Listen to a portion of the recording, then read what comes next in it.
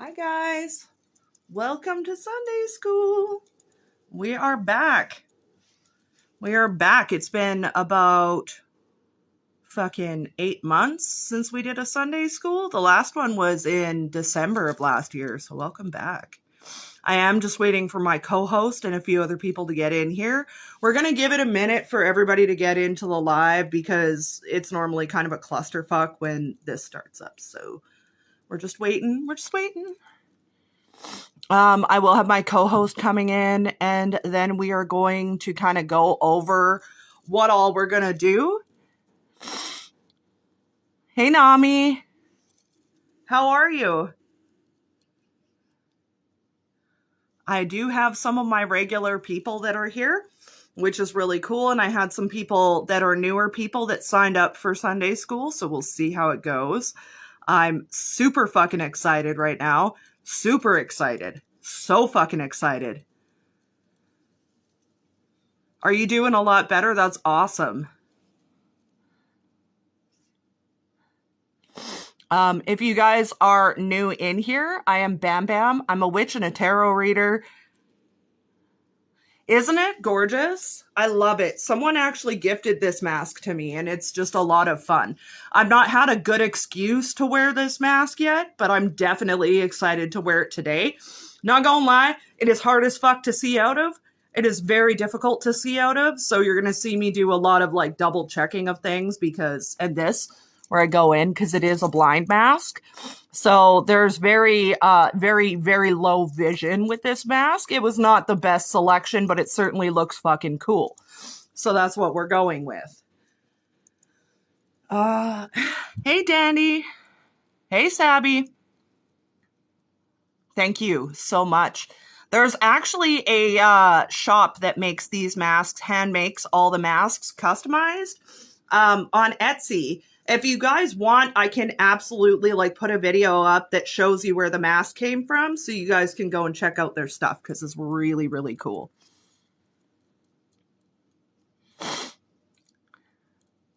I'm very, very, very excited.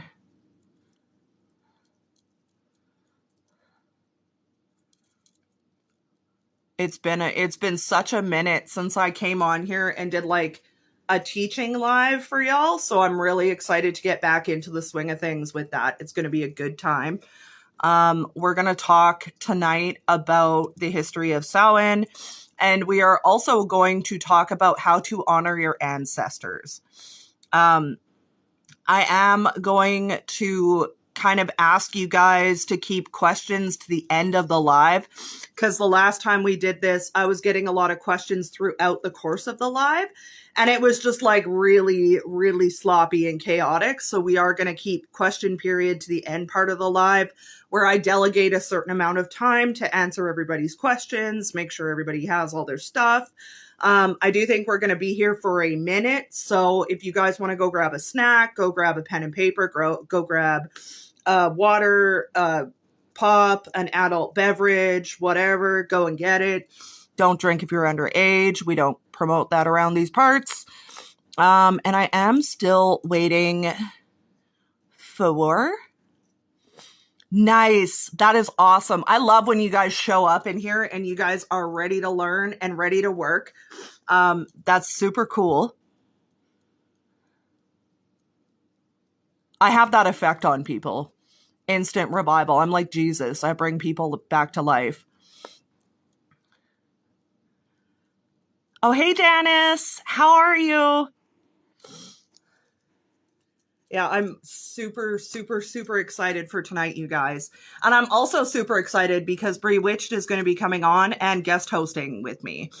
I have a few other people that may or may not be jumping into the live. And if they want to guest host when they get here, they will certainly be able to. That's good. Guess I better grab a notebook. We're going to be going over some stuff.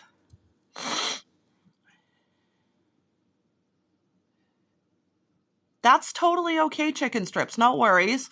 Also, yeah, if you guys want to rewatch Sunday School or you miss a part of the live, I do upload all of the lives onto my YouTube every Monday night. So you guys will be able to go to my YouTube and rewatch everything.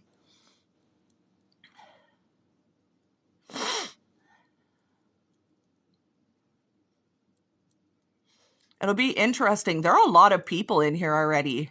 There's like 10, 11 people jumping in here. I know that I had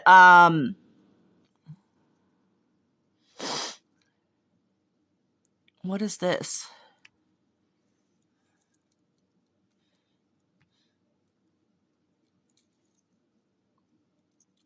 I had about 20 people who signed up to come in.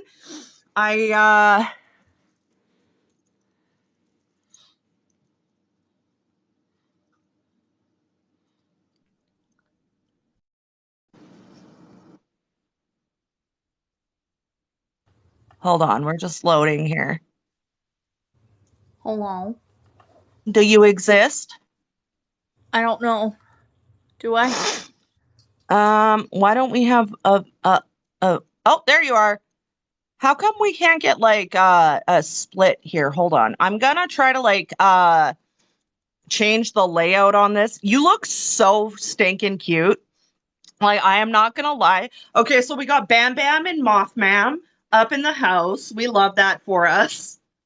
I can barely see myself. I was just telling everybody to go and get, like, we're just giving it a minute for everybody to get in here, and then we're gonna get started on stuff. I told everybody take a minute to go get a snack, go get some water, go get an adult beverage, go get an edible, whatever the fuck you need, just go get it. And then we'll get started with everything. How do I, bro, how do I change this fucking layout? Hold on. Because I don't like this. Hold on. Wait. Oh, God. We're not going to mute Bree. No, fuck no. Ba, ba, ba, ba, ba, ba, ba. Wait.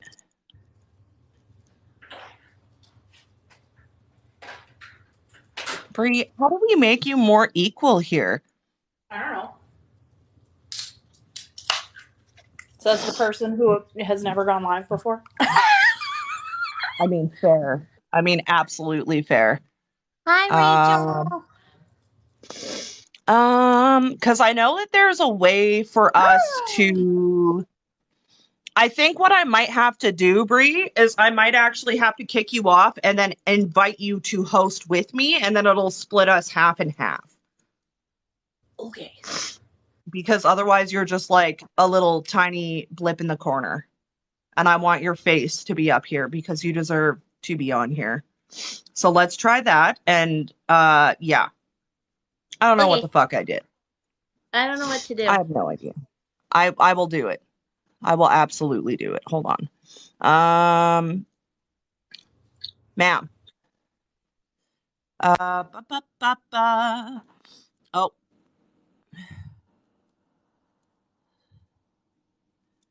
Host settings. Wait. Hold on.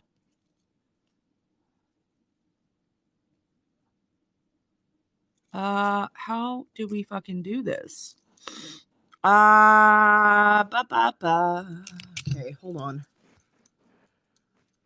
Hold on. Hold, please. Ba, ba, ba. Bree, I think you might have to be live. What does this do?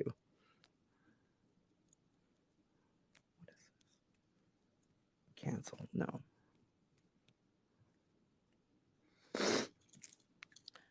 I don't know what it's actually doing.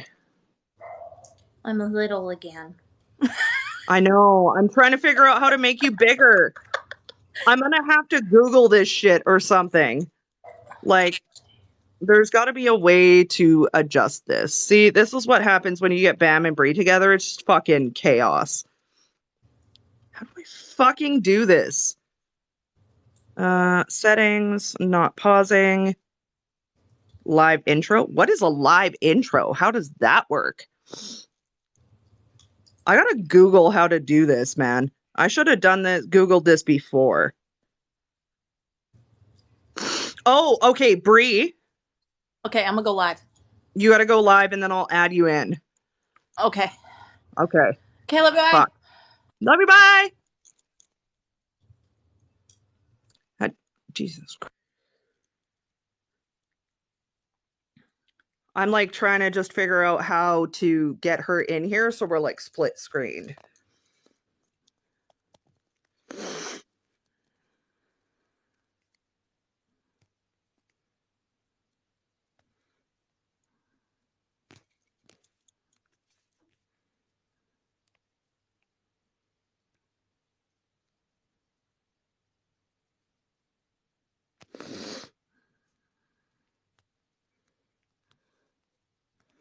This is like not fucking working. How do I do this? This is so frustrating. Oh my God.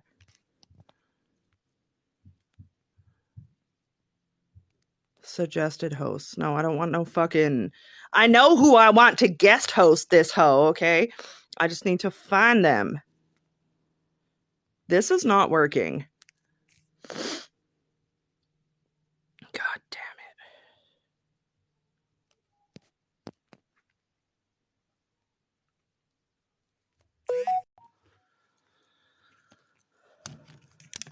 it. What happened here?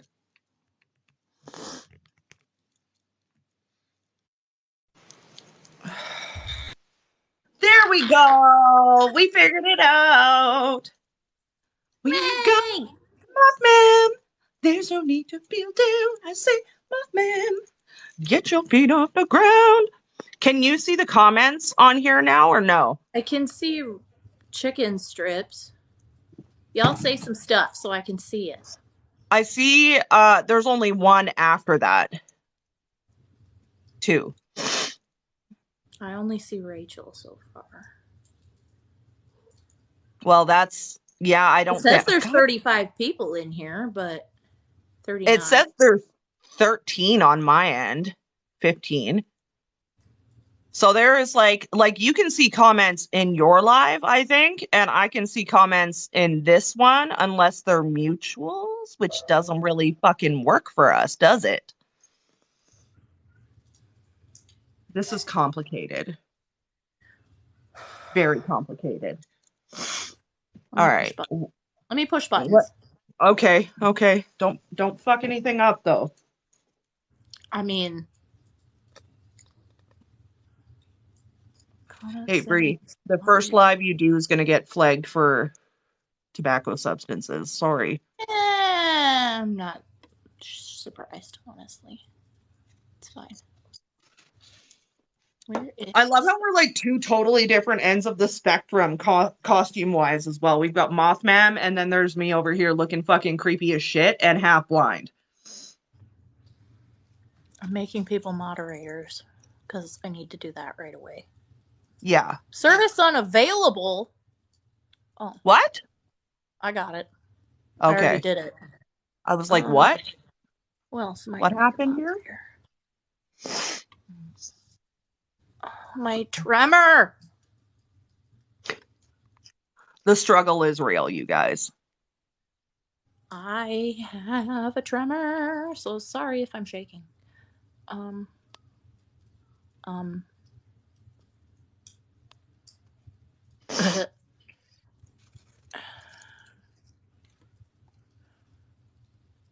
don't know.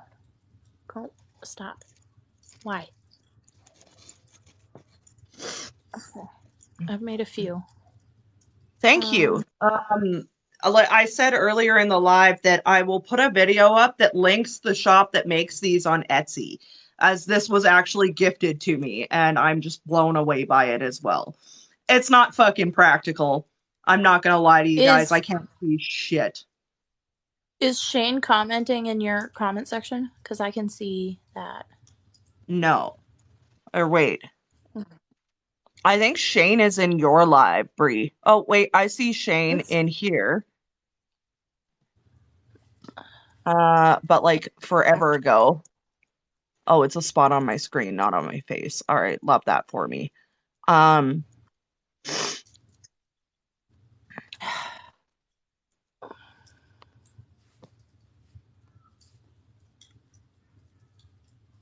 How are we doing? What do we got going on? I might send people over to your live to interact with your live as well. How many people do you have in your live currently? 3. There's 11 in here.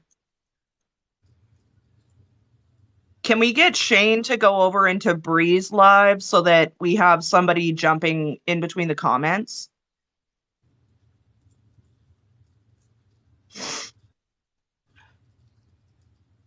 He's here. Okay, good. Okay. Shane, don't abuse your power. I'll take it away. Right. I'm just sharing the live here for a minute. We're gonna get more people in here. Who's in here? I don't know. Oh.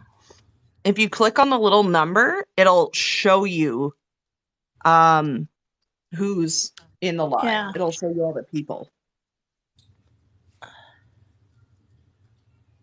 Encourage your viewers to share your live and invite more friends. I'm sharing this live. Guys, I did contouring for the first time in my entire life. It looks good. It looks fucking stellar. I have a line, but whatever. You know what? It's fine. It's all good. I mean, at least you're not me who did a whole eye makeup look when I'm wearing a fucking blind mask and you can't see my eyeball. Yeah, so there's aren't that. You gonna take, aren't you gonna take that off though? At some point, yes, I will, but I don't know how, like, when I will take it off because, quite frankly, like, is it impractical? Yeah. Does it look hella cool? Also, yes. Yes.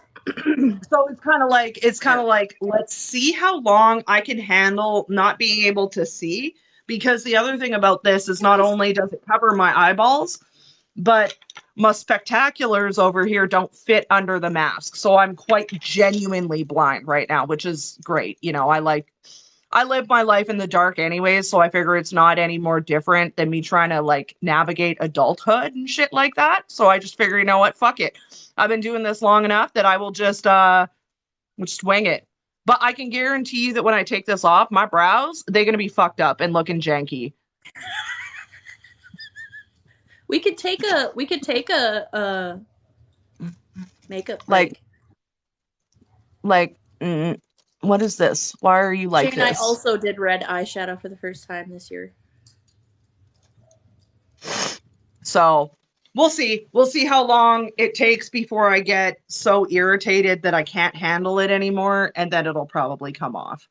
And then it'll be a makeup pause so I can fix my brows because gotta have, brows sharp like an eagle's wing. Catch some uncles or some aunties. Right? I want the aunties. Give me the aunties. Fuck the uncles. Or don't. I don't care. I'm not looking for an uncle. Sorry. No. Not for it. Not for it at all. And of course, like, I considered wearing a different mask because I have several.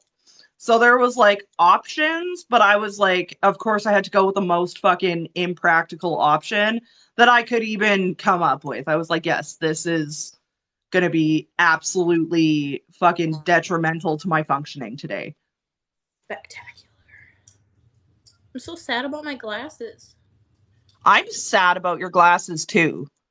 I swear they're like on the ground somewhere. Like, I don't know why, but like my witch sense is telling me they're like on the ground, and I heard underneath of something. Maybe they're under my seat in my car. Under the bed? I don't know why I heard under the bed. And they're in the hotel room then.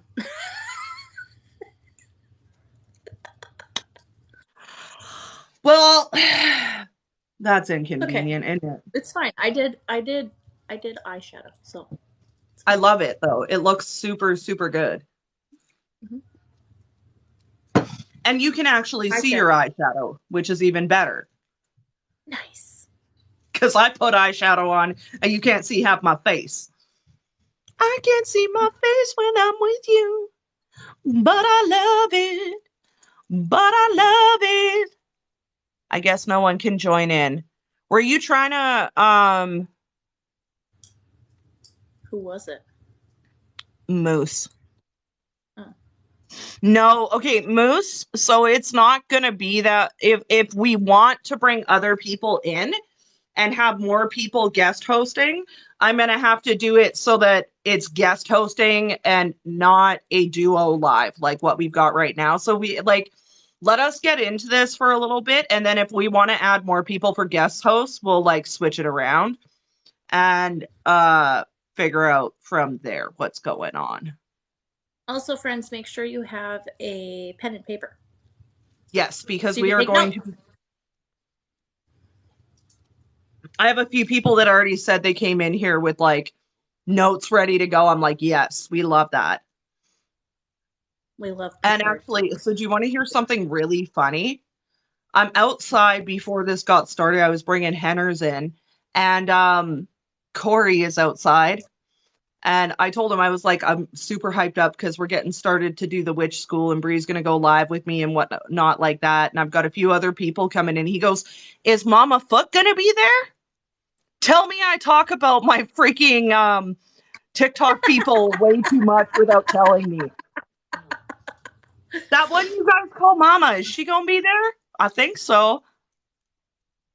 We'll find out. Possibly. We'll find out. We will find out. Got me pen and paper. I've got Oh, 8 man. people in here on my end. I have two.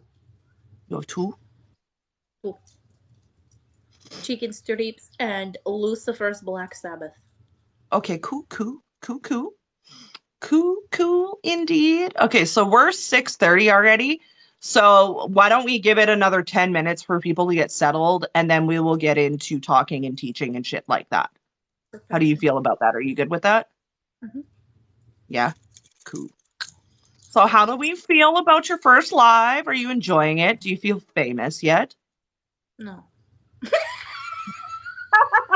I feel like we're on Facebook chat. This does feel like Facebook chat, honestly. But I think that's more because it's like you and me, and we're always on video chats, like 99% of the time. And we're no less weird than what we are right now when we're No. on Facebook chats either. If In fact, anything, this is like toned down for us. this is toned down. Yeah. Yeah. Even with the costumes and everything. I mean, the costumes don't even like reach the level of strangeness that we normally achieve when we're together. It's I am so fucking excited though that you're finally able to go live with me and like go live on your own. It's a Yeah. lot of fun. It's a lot of fun. You're going to get to see Bree's beautiful, glorious face a lot more now. We love that for her. Also, the Probably Mothman won't look wings this are good like all the giving me time, life. I love it. but this is for special occasions. Hi, Moosey.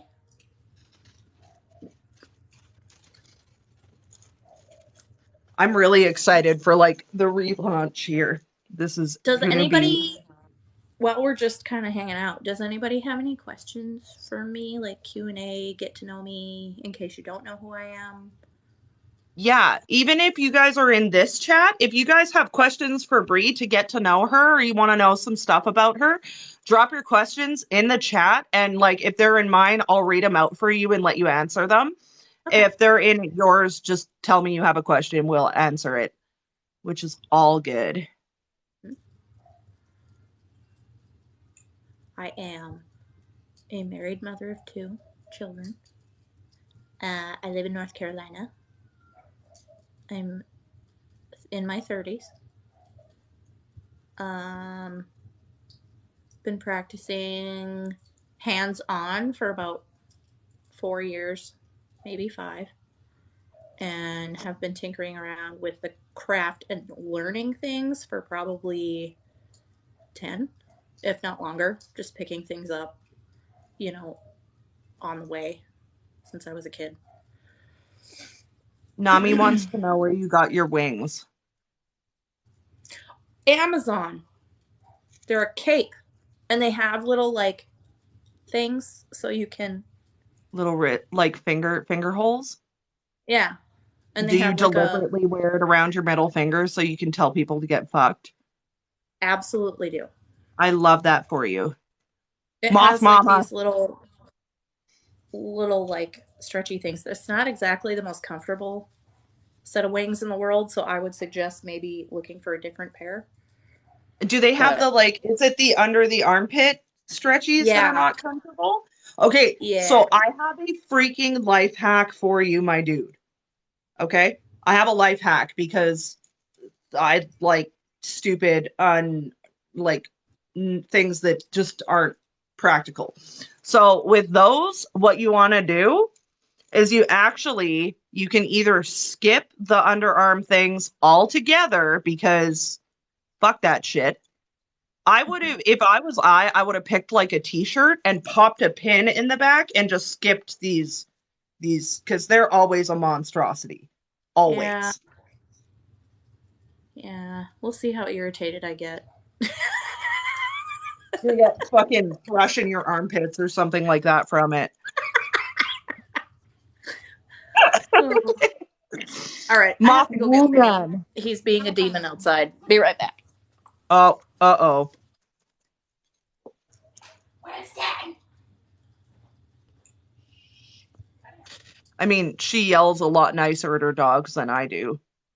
There's me outside. Get your ass in Henry James! Get your ass in the house! I don't know why you gotta fucking yell at people like that all the goddamn time. Hi, Isabel. Thank you.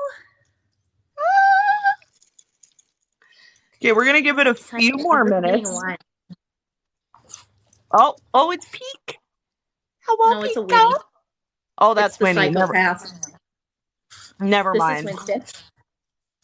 He's a Winnie. 1-year-old Boston Terrier, and he's psychotic, as you can tell. Winnie. Ah! Well, bro. Winston. He's so excited, like all the time, though. I want Winnie's enthusiasm for like everything. Right. I'm doing some Yeah, more you too. sharing of the live, and then I'm gonna kick people over to your live Okay. too, so you get the views in there because I do want you to get more people on your end as well. Winnie. Winnie. Can you please get down? Go away. Can you tell that I'm like Here. blind because I couldn't even tell what dog it is? And your two dogs don't look similar either. No, they don't. I'm like, oh, it's Pika. You're like, that's Winnie. I'm like, oh. Yeah. Do you need me to like put a calming spell over Winnie? No, I'll You just want put me him to in the knock crate him if he gets out to be too like much. spiritual melatonin style? No, I'll just put him in the crate if he gets to be too much. Okay. Yeah, Nami, if you want to go over, I want people to also be on Bree's end as well, so she gets the interaction. So if you do want to jump over to Bree's live, you're more than welcome to. You're still gonna get the whole conversation.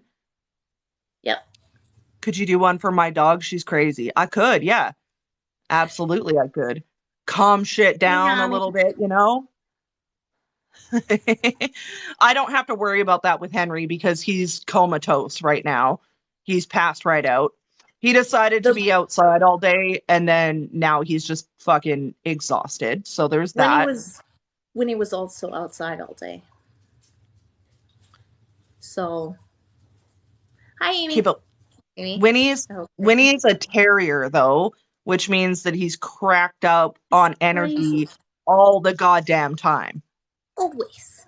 Not only that, but like I find that terriers are like the most neurotic creatures on the planet.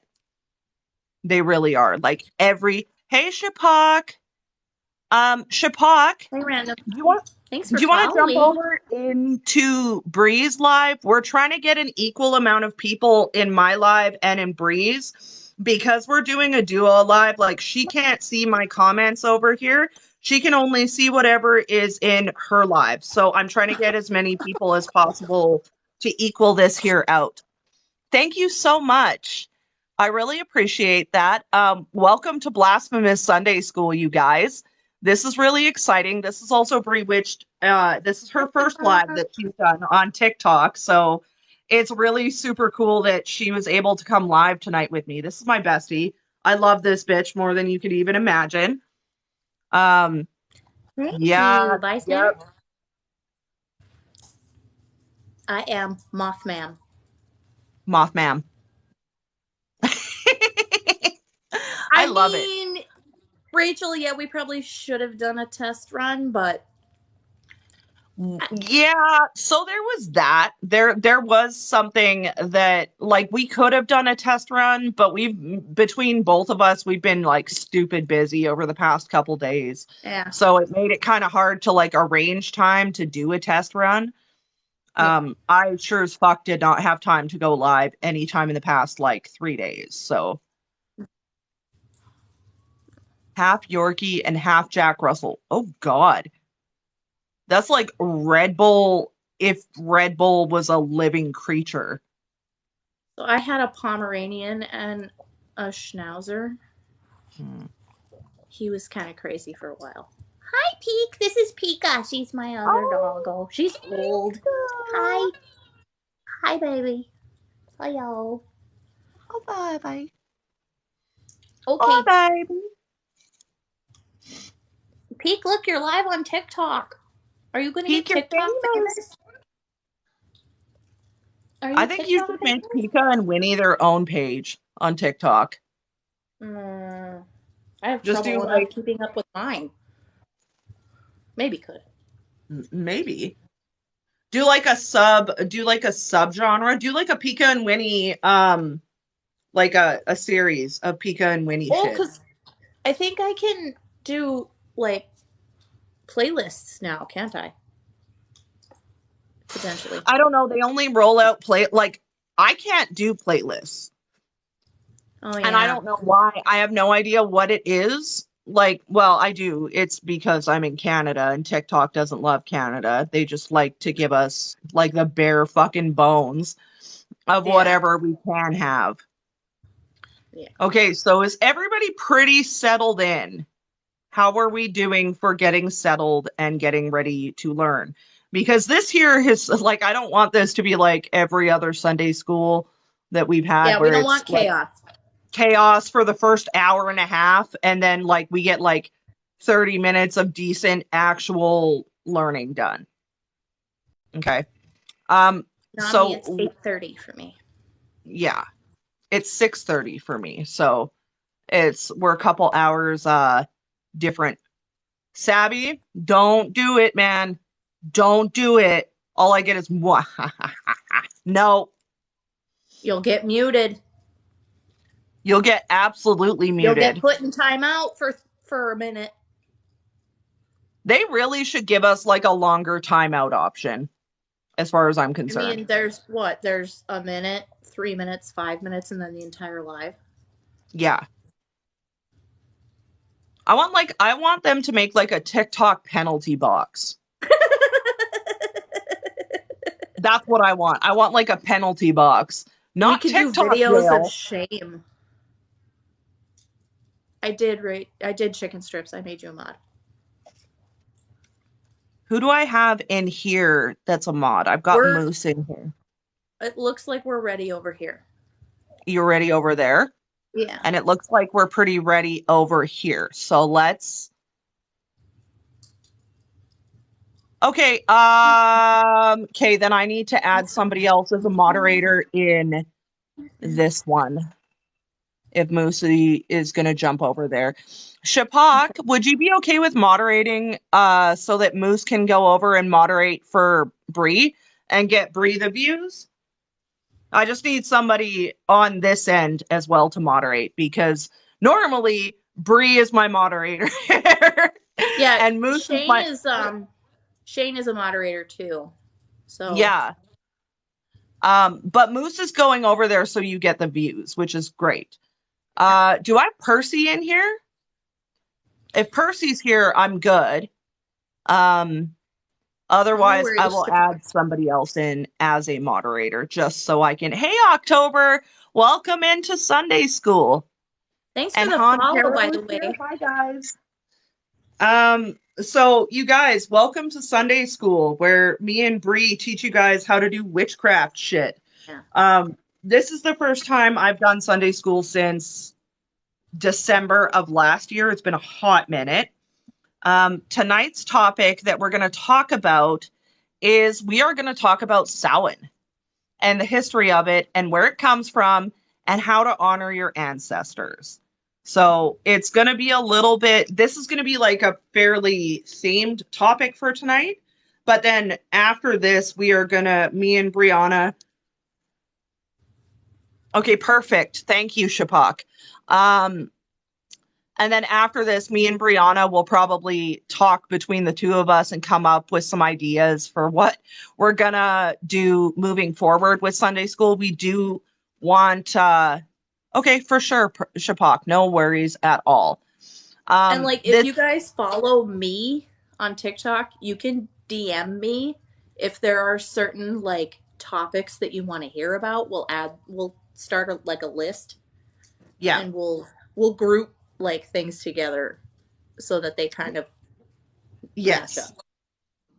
Because it's not like you and I don't talk all day, every day anyways. So Exactly. the back and forth between the two of us, if I get ideas or whether you give me ideas or Bree, we will still be able to like talk about it and plan it out. Mm-hmm. Last time we did Sunday school, we covered, I think I tried to do the history of Samhain in the first one, and it Yeah. was super chaotic. We did a little bit of talking about herbs and we did a little bit of talking about protections. And I do very much want to like build on those topics for you guys as we continue through. This is just going to be kind of like a very baseline themed kind of deal, and we are very much open to witchy Q&A as Yes, well, but but we're going to try.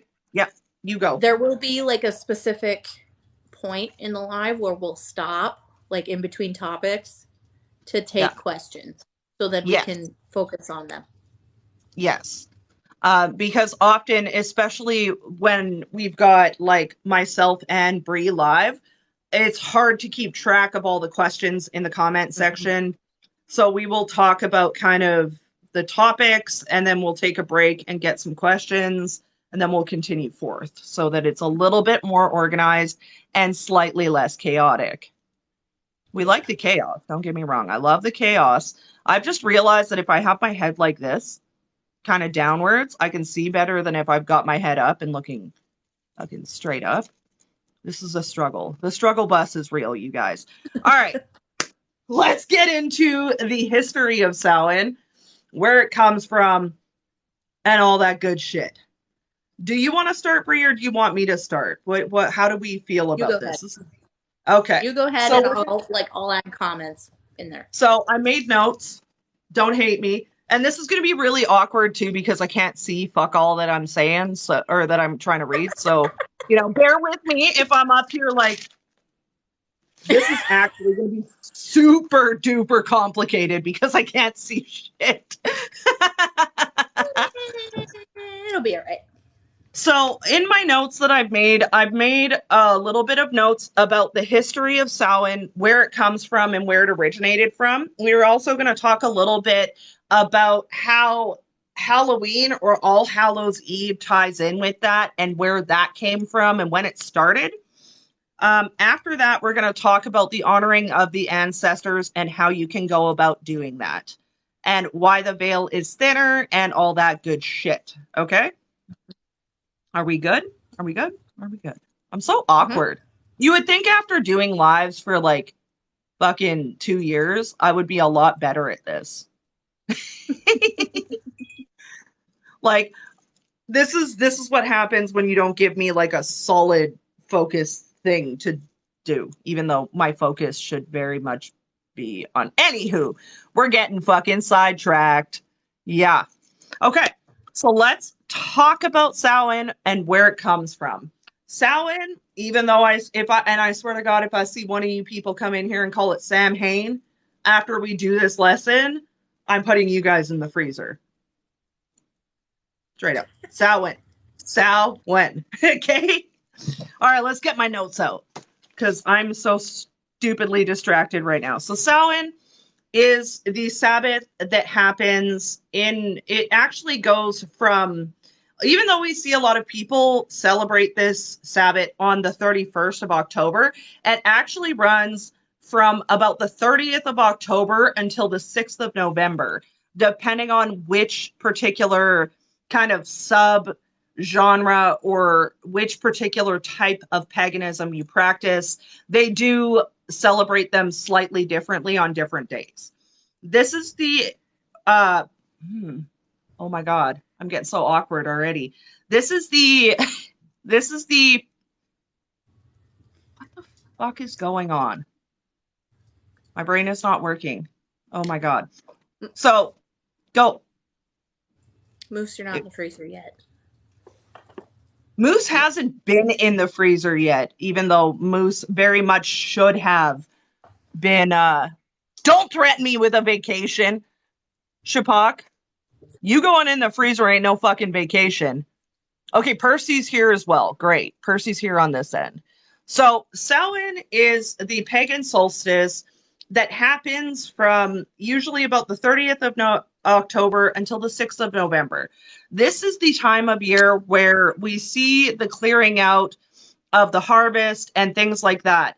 The thing about Samhain is it's kind of like a time of rebirth. We see the trees start to die, we see the plants start to go away, the harvest has been gathered. So it's a really good time to gather together anything that you have not completed throughout the course of the year and get that shit done. It's also frequently known as the Witch's New Year, as it is the final portion of our Wheel of the Year. I know not everybody applies the Wheel of the Year, and I know not everybody celebrates the Sabbaths, okay? That's it's completely up to the individual whether they choose to acknowledge and work with these particular Sabbaths. I am by no means saying that you need to celebrate this, but if you are interested in how to celebrate it and where it comes from, this is going to be really interesting for you. Samhain dates back to Celtic times, and the term Samhain actually comes, it's also pronounced Samhain, but it's spelt a little bit different. So it's spelt, S A M H. no, no, no, no, no. It comes from the Gaelic word, it's also pronounced Samhain, but it's Sambuin is the original spelling of it. Okay. So it originates from Celtic paganism. However, yes, Samhain. But the original spelling is what I just gave you. That's the Gaelic spelling. That is the word that what we know as Samhain originates from. And that word is either roughly translated, they're kind of like debating on what it's translated to. So it's either end of harvest or it is like a death season. Now, when we talk about a death season, this is always important to remember that death is a cycle of rebirth. So, when the same way when I taught this to you guys last year, we did a releasing ritual. That's kind of what we're going to talk about is why it is used to release and bring in new growth. Known as the Witch's New Year because it is the end part of the Wheel of the Year. This is frequently celebrated kind of the same way people would celebrate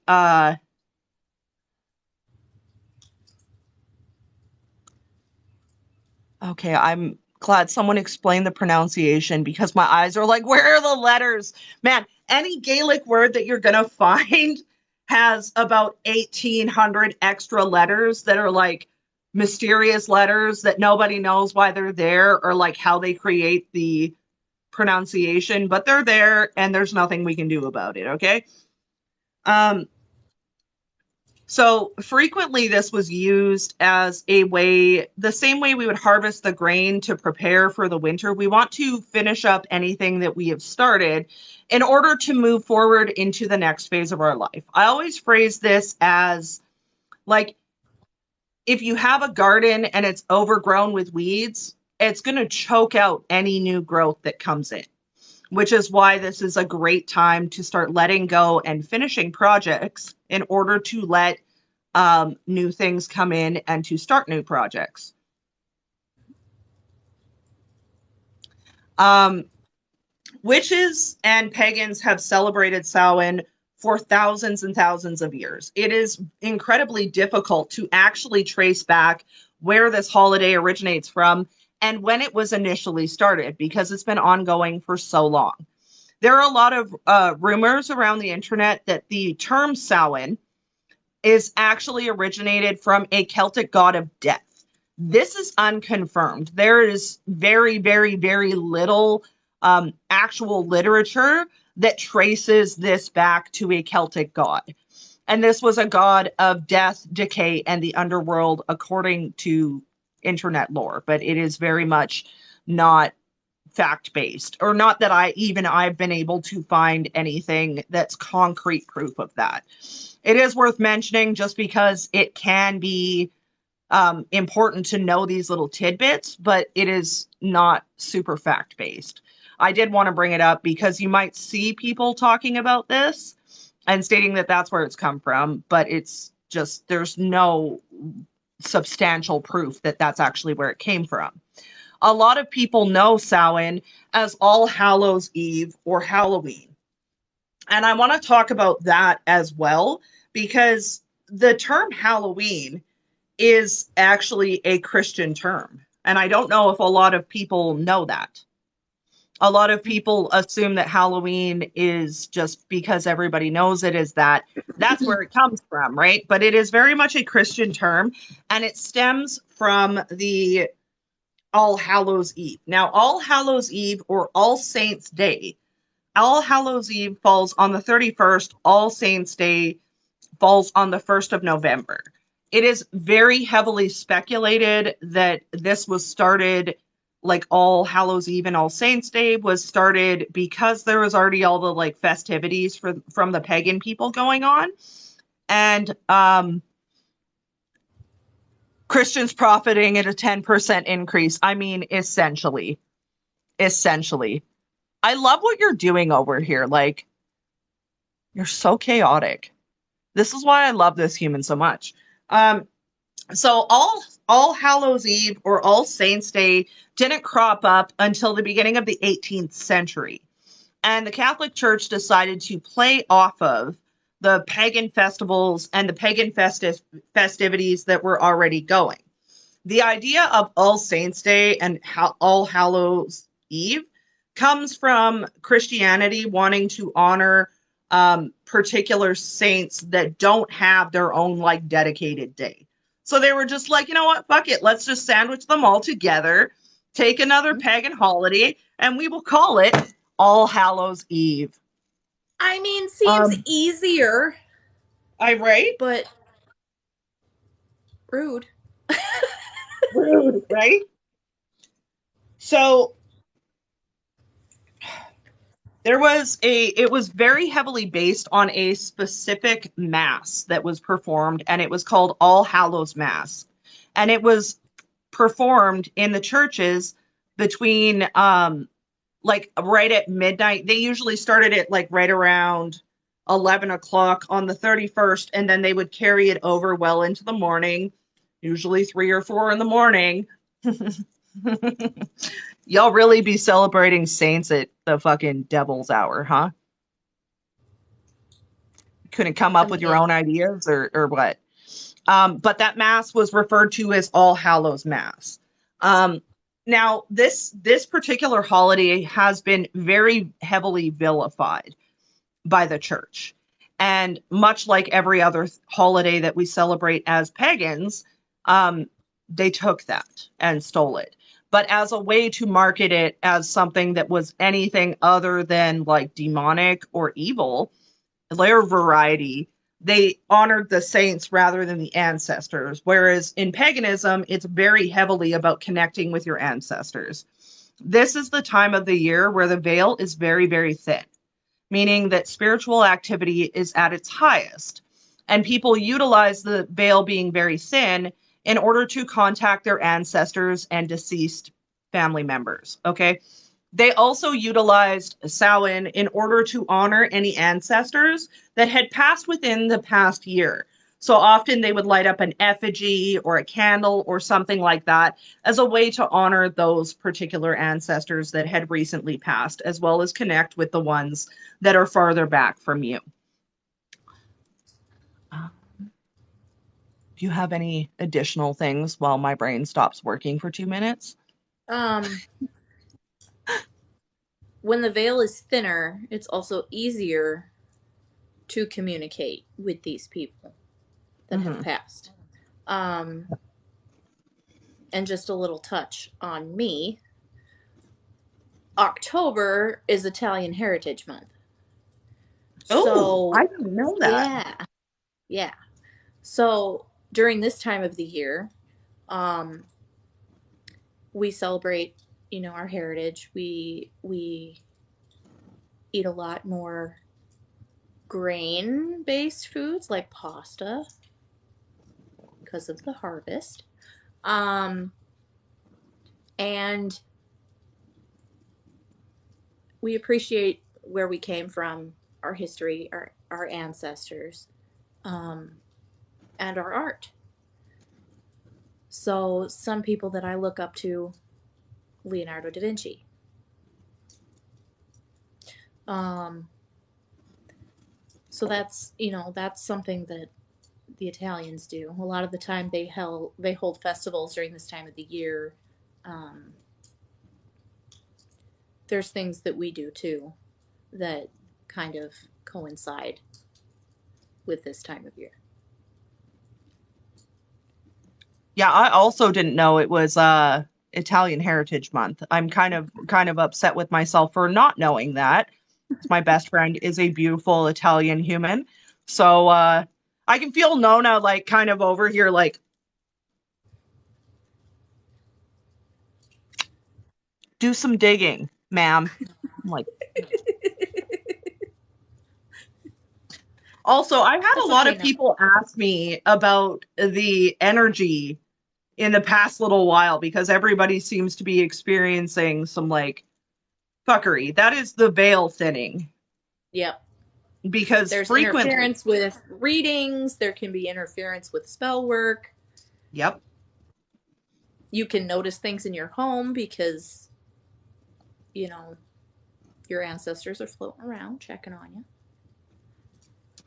that and generally the spirits are able to communicate and interact with us a lot heavier. Mm-hmm. It's like the volume's turned up. Yeah.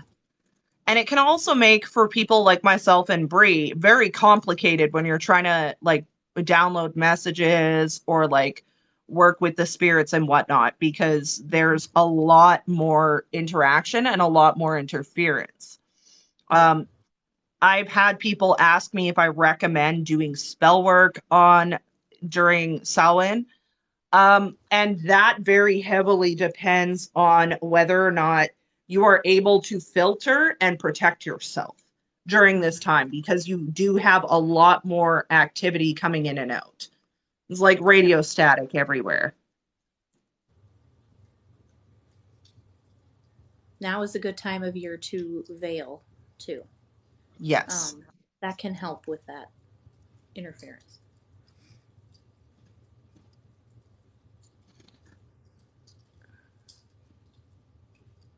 Oh my God. I'm like mixed struggling today and I don't know why. I was like so hyped up like half an hour ago and like almost jittery and now my brain's just like I Can you burnt guys myself hear out. Van okay? We're having a glitch. Are we having a glitch? What's going on? Um, Chicken Strip said the live started messing up as we were talking about something. Can you hear her? Okay. You're good now, apparently, Okay. I think. Spiritual interaction, am I right? They're like, oh, They're like, us? oh, us causing Hi. interference? Never. That's silly. Stop with that right now. I can see you both. I can hear you both. Okay, perfect. That's good. When it comes to working with magic during this season, I very, very, very highly recommend that people up their protections and not necessarily in a sense of like protecting yourself against other practitioners, but minimizing as much interference as possible. I personally find that my workings that I do during Samhain are incredibly amplified and like work times 10, which chef's kiss, we love it.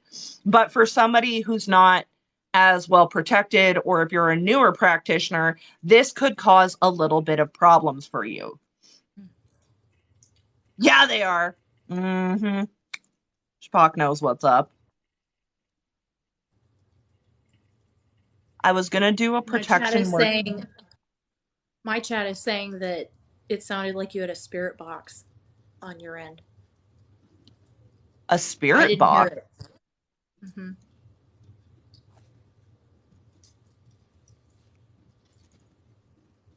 That interference, though.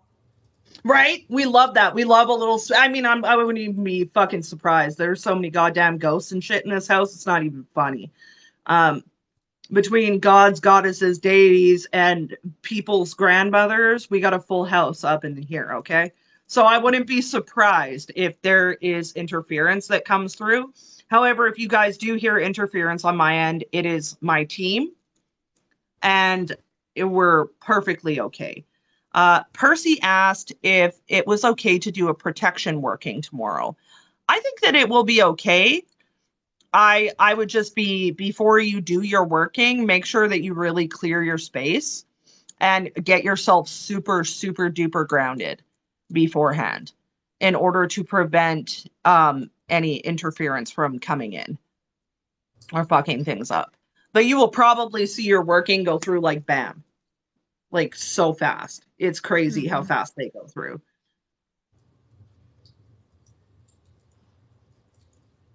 I gotta wash the floors. I mean, toss some salt into your mixture when you do wash the floors, and that'll help to absorb any kind of interference or negativity. It'll help to neutralize for you. Something that I do around this time of year is I'll make a simmer pot. So I'll put oranges, cloves, cinnamon, you know, that kind of thing in there, and some salt. And I'll boil it on the stove. And then after it's kind of done and concentrated in the bottom, I'll take that leftover liquid and I'll strain it and use that as a spray. That's a really good idea. A really, really good idea. Something else that I wanted to talk about is the symbology of pumpkins and jack-o'-lanterns on Samhain and where that actually comes from, because that also has roots in the history of Samhain. We're having sound issues again. What? Is it me? Is it me? Jesus. Am I Am the I the problem? problem? It's me. Is it getting any better, guys? Thank you. I appreciate Nightmare. that.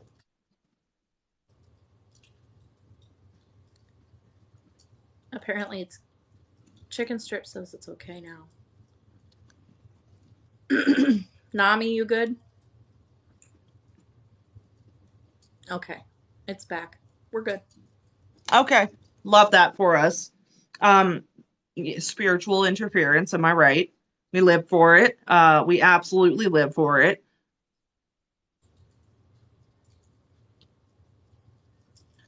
Hold please. I'm gonna actually light a candle up in here, one of my deity candles, just for shits and giggles. I wasn't going to. I was gonna kind of keep it low key and not get too fancy, but we're getting interference.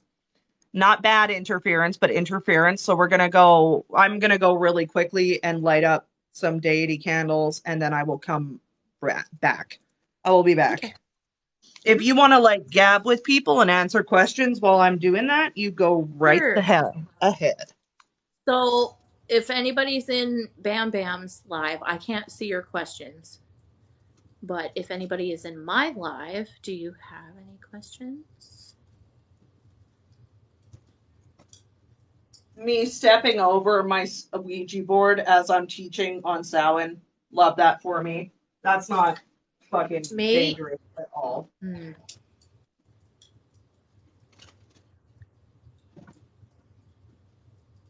And also, if you have questions in Bam's Lab, you can hop over here and ask them, and I'll see Yes. them.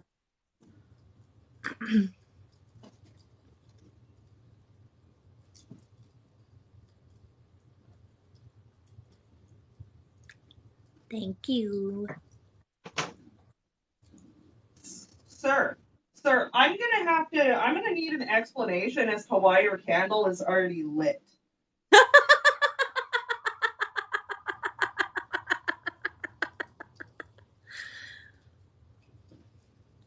Hades, what? Oh my goodness, what a Hey, mess. baby doll. It's okay. I'm new too. This is my first live, actually, that I've been Well, in. Hades, can you like help with the you know, the interference? Yeah, no, yeah, good. Maybe. I like those up too. Okay. I can't make a new one right this very second because we are in the middle of Sunday school. I'm like, They're my feelers, because I'm oh, Mothman. yeah. So, as we already know, I'm a fire hazard, and apparently Hades' candle has been burning for 2 days without my knowledge. So, great, good, love that for me. Um, thanks for not burning my house down, though. Cool. Fucking Yeah, just a little bit unbelievable. there, Heather. Just a little bit. Yeah. He's probably the interference. I'm Yeah. he might have been doing that to make me realize that his candle was lit because otherwise um I would not have gone over there to look tonight. So it would have stayed lit for another Couple hours. I think it would have been longer than this candle is like super durable, my dude. This candle's been going for like 5 months. Okay. It's insane how long this has been going.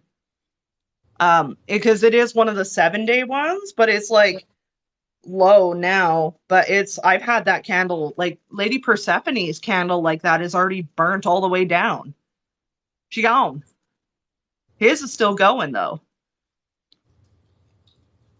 I don't doubt that he was like sitting there like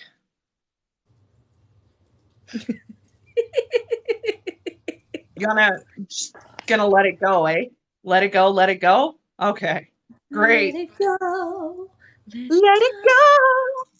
Can't hold it back All right. anymore. Final roll call for questions. And then we'll get back into topics again. Yes.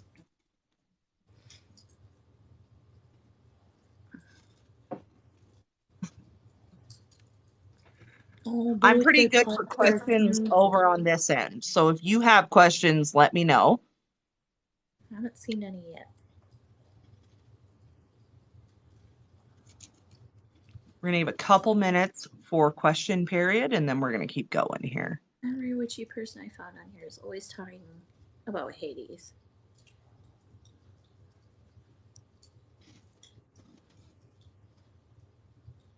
Hades is lovely to work with.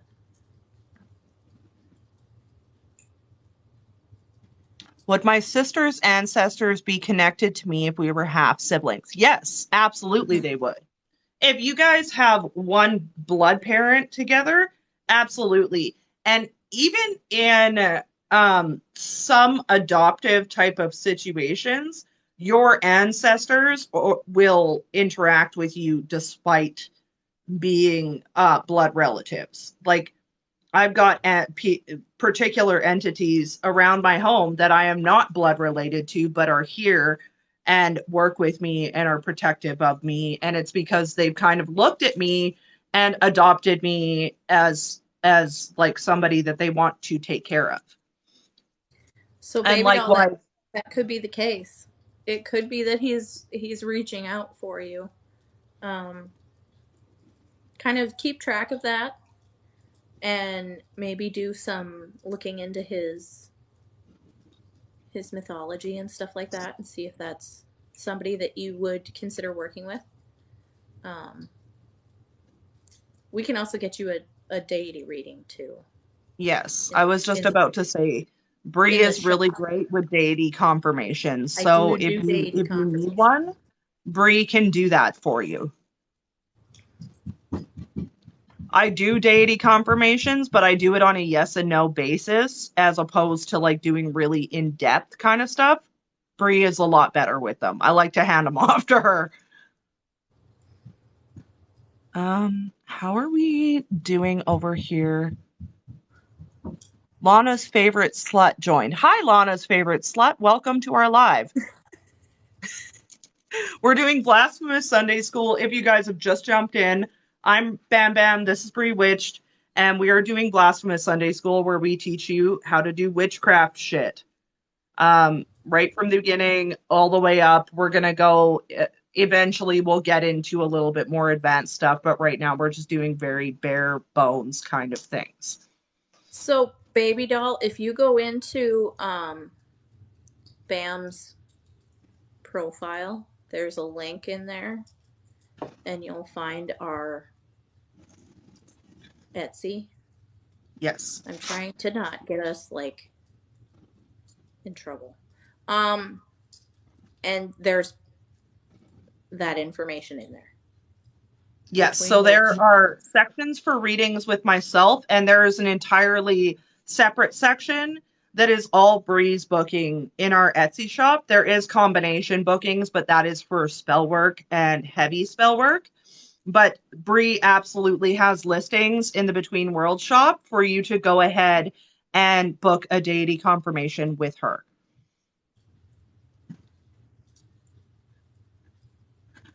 So let's talk about the symbolism of like the pumpkins and the jack-o'-lanterns, because those also are heavily based in paganism. And a lot of people don't know that.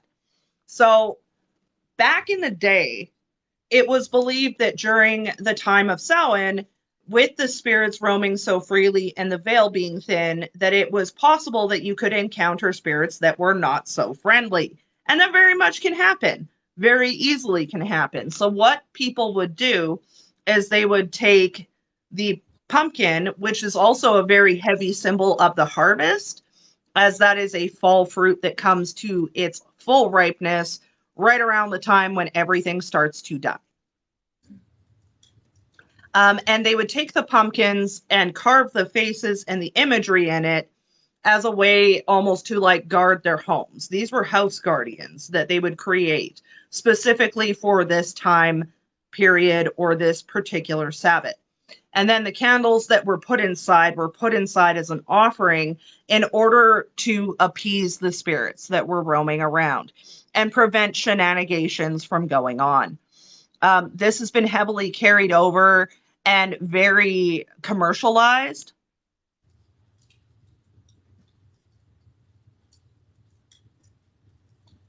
Yeah, Lana, absolutely. If you have a question and it's multiple parts, just try to get them in a row, and I will keep an eye on it and we'll get to it. Um, so the jack-o'-lantern and the pumpkin were very, very heavily kind of commercialized because, again, they were so heavily associated with the pagan ceremonies. And we all know that All Hallows Eve was ripped off from the pagan ceremony of Samhain. This was later adopted by other people as a symbol of Halloween, as it is. But it initially started off as a house guardian and an offering to the spirits in order to prevent from having interference or anything like that go on.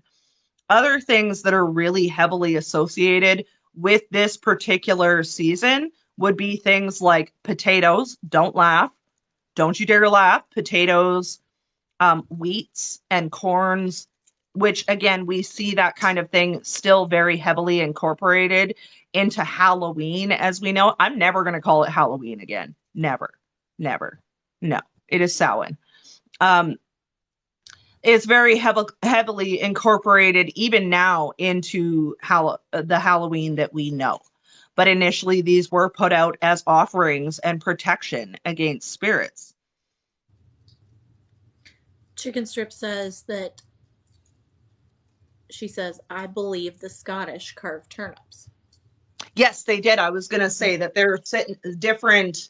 So in some areas, they did carve pumpkins.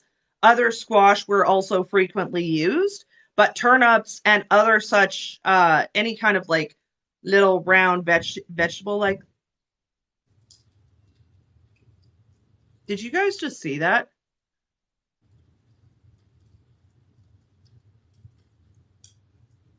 Can we not? Bro, I am trying to teach right now. We are trying to do an official thing. And thus far, everybody in the comment section is being super well behaved. They're But just it's saying like, hi. yeah. They're just saying hi. It's fine.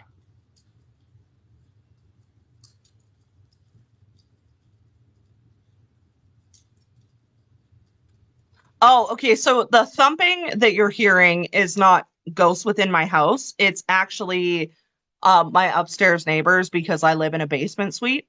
And there's a kiddo up there and he's running around and having a grand old time. So we're not going to bitch and complain about it. Living his best life. Yes. Yeah, he's a little sweetheart. He was super cute. He painted his nails black to match his Halloween costume this year, and he came out and showed me this morning. It was the sweetest thing. I was like, this little angel is like awesome on every end. I absolutely love that kid. Okay. So I practice witchcraft, but I recently stopped doing it for a month because I've been very busy. But lately I've been seeing a lot of angel numbers and having dreams and finding feathers. Is that a sign that I should start practicing again? I think it could be, yeah. Uh, so one of the things that we need to talk about with angel numbers, and this is going to be an unpopular opinion.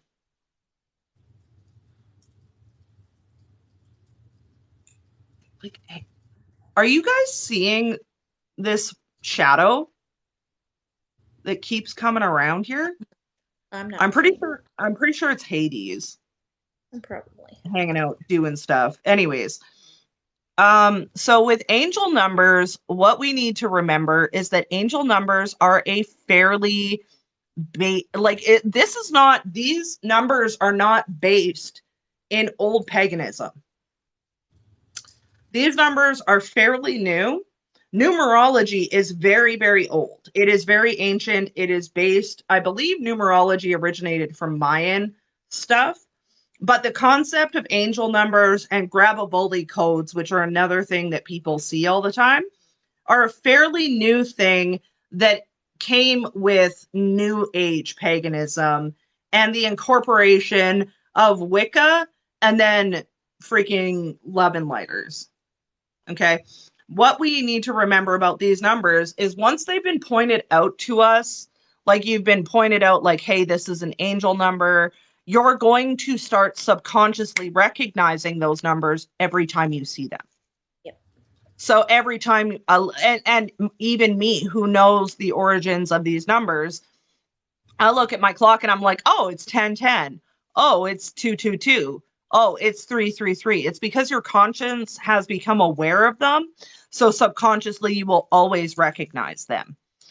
Um, and we need to be really, really use a lot of discernment when we're deciding whether or not something is a sign or whether or not something is a normal occurrence. Okay, because you can have, it's always, we want to weigh the mundane before the metaphysical. So we need to determine whether or not you're seeing these numbers because you kind of like um, programmed your brain to recognize them as an angel number. Mm-hmm. The feathers also can be indicative of guides or whatnot reaching out to you. But again, we need to also remember, are you finding feathers that are similar to the birds, like the bird foliage that you have around you all the time? Or are we finding random weirdo feathers? So, because again, that can dictate whether or not this is a sign from the guides and the deities and whatever ancestors, whatever it is, or if it's something mundane that's happening. I would say in your personal case, you need to decide whether you're ready to step into practicing witchcraft. If you have the time to start working on your craft again. And this does not, I am not the person who's going to push you guys to Yeah. practice every single day. Yeah. Okay. Because that is not feasible and it's not doable for a lot of people.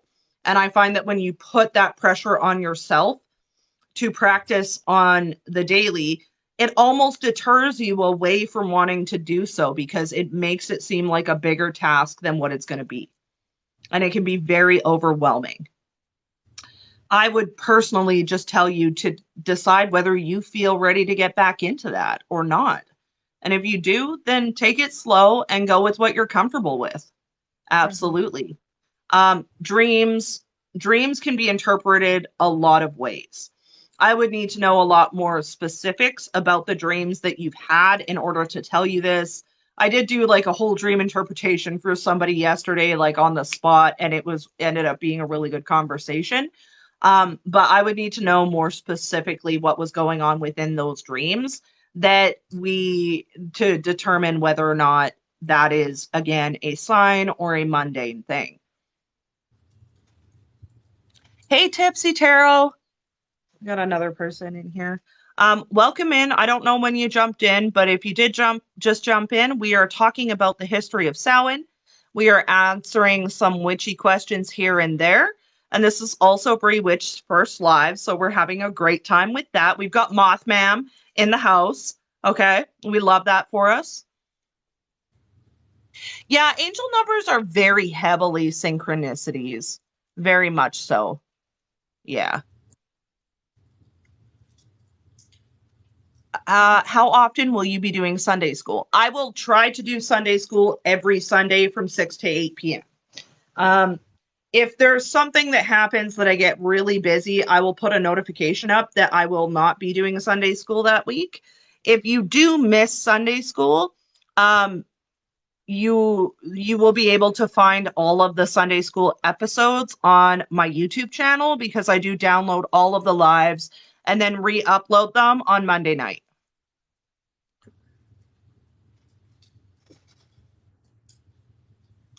Is having deja vu in a Who's dream Abby? normal? Hmm? I was just saying hi. Somebody. Having deja vu within a dream usually indicates that it is a situation that you have either like you've either had that dream or it is indicative of a situation that you have dealt with in the past that will be recurring for you.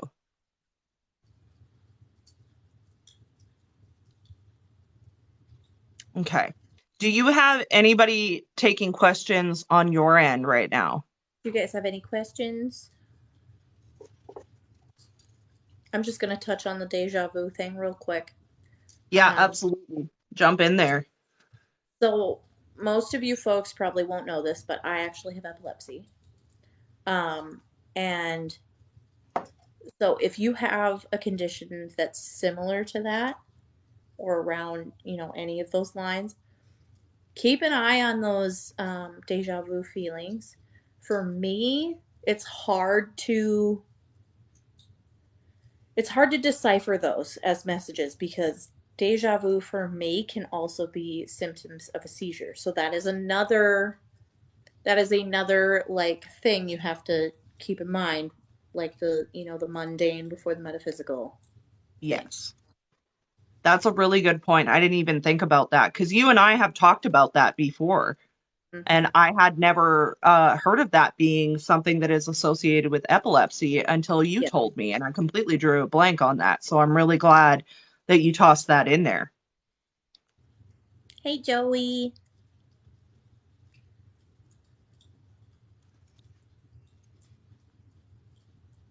There's like all sorts of shadows moving around my house right now. And it's just like, just crazy.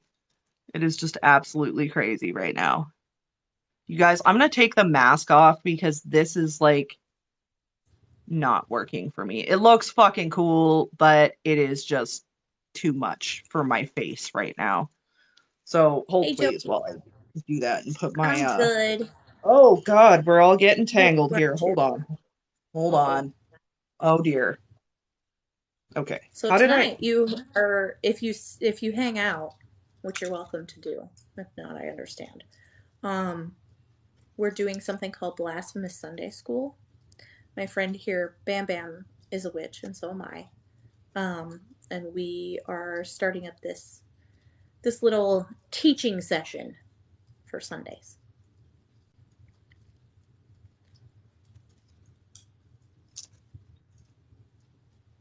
Get a fancy headpiece, they said. It'll be gorgeous and complicated, they said. Okay. Let's see if I can put this on and actually. Oh, yay. There Oh, you there guys you are. go. Even You're that's good. not a bad look. Like, totally No, honestly, not a I bad love it. look. I know the shadows around here are wild right now. Like we said, the veil is thinning, so you're gonna see a lot more activity like that rolling around. Definitely a lot more activity going around. So Moose says, I find I struggle because I'm a logical person. Is there a way to help with that? Journal. Yeah. And if you notice patterns, start digging deeper into it.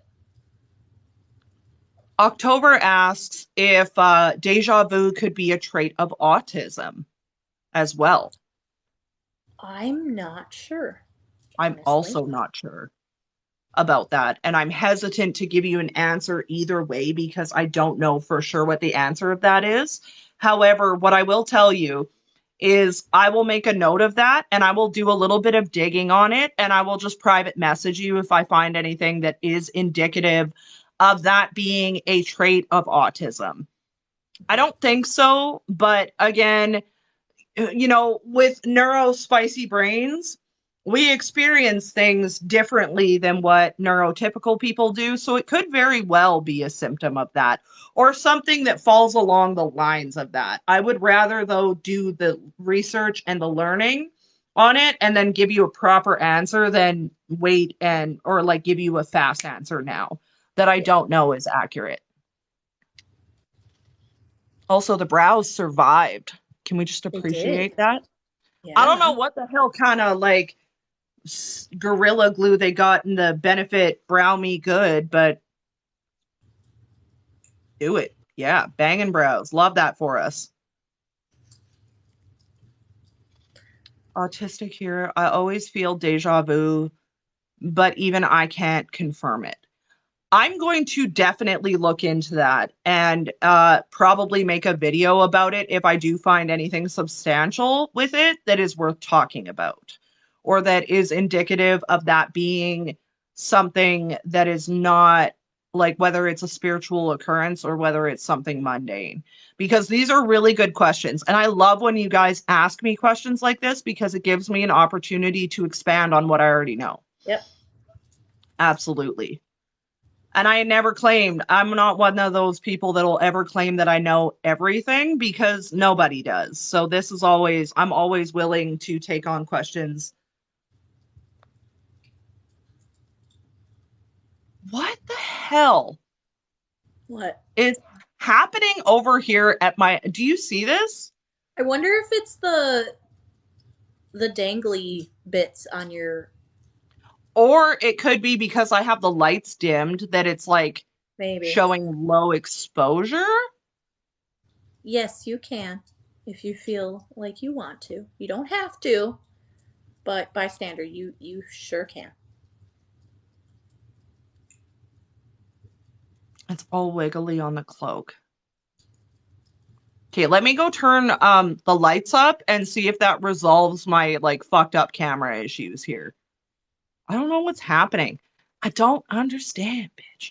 Don't understand. It is only on the dark parts. It's like fine over here, but like wherever I'm more shadowy, it's looking like squiggly as fuck. Okay, so let's go turn some lights on. I wanted to set the ambiance, but I guess the freaking spirit said no. Literally. Like, holy cow. Okay, I'll be right back. Okay.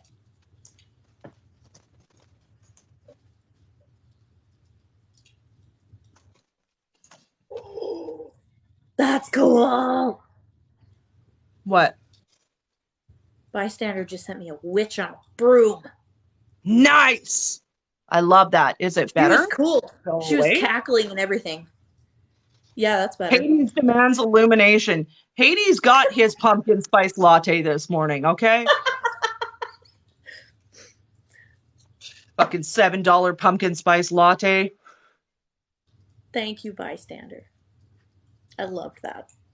Okay, so it That was made an me really exposure happy. issue, I guess, is my camera doing some Maybe. bullshittery that it didn't need to do. Yeah, he got his pumpkin spice this morning, so he was like quite pleased with it, Yeah. Hades is a pumpkin spice fan. which is hilarious because I never pinned him for a pumpkin No, spice guy. Mm-mm. no. The witch gift thingy is the coolest. Yeah. Usually for me, people send me the corgi butt, and that's like one of my favorite ones because it's just like so cute. So cute. Mm-hmm. Yeah. Mm-hmm. So we've gotten slightly sidetracked. Where were we? Let's get back into teaching for a minute. Deja What vu. Pumpkins, jack lanterns.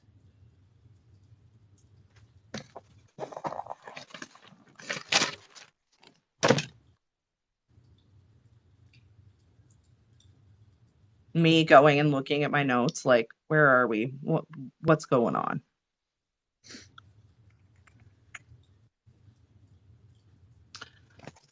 Um, hey, Bree, maybe I'll give you a chance to take the stage on this one. Why don't we talk about the significance, since Hades seems to want to be the center of attention tonight, very actively like, hey, I'm here and you're going to pay attention. Why don't you talk a little bit about Hades and Persephone and the significance of fall with them? Okay, so um, Lady Persephone um, is Hades' wife. And if you look into her lore and her, her legend, brain fart, um, she was bathing in a spring and Hades fell in love with her. Well, she travels to the underworld in the fall time to join him for 6 months. Then in the springtime, she returns to her mother and spends spring and summer with her. Um, Left off at pumpkins. Yeah.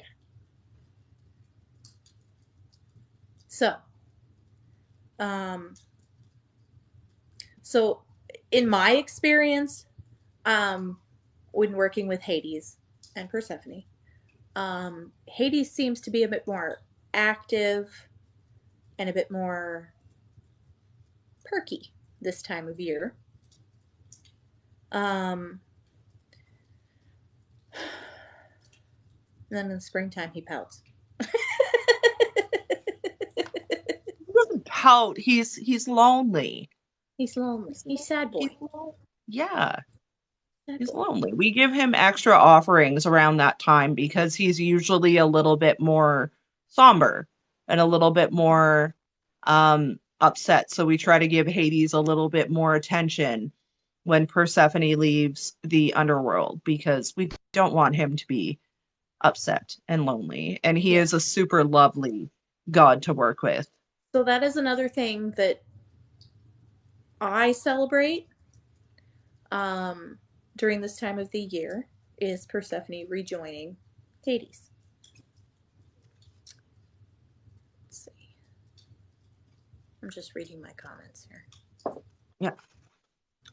I generally find that during this time of year is a really good time to start up new candles for the two of them to Yes. symbolize that reconnection of her Yes. returning to the underworld.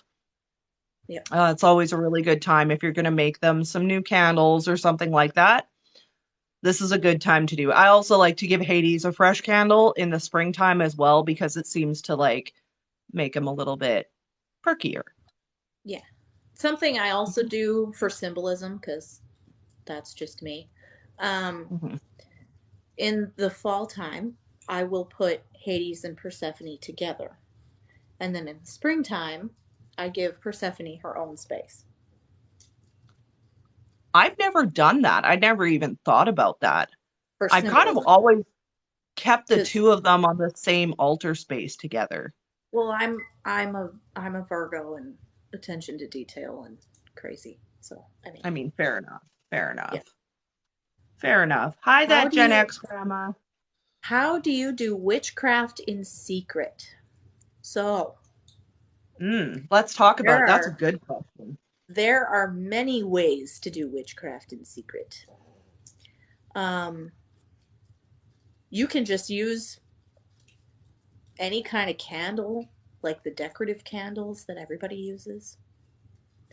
Um, and you can use those candles by forms of color magic. So if you look into color magic, certain colors correspond with different things. Mhm. And you can buy candles that work with, whatever you want to achieve in your work. Um, Another thing that I have had recommended to me from somebody that I learned from is to take your herbs and use them as decoration. So, like dried sprigs of rosemary and lavender, Yep. hang them up around your room as decoration. Um, Something that I did in the beginning was I did most of my work after people went to bed. Um, that really helped me.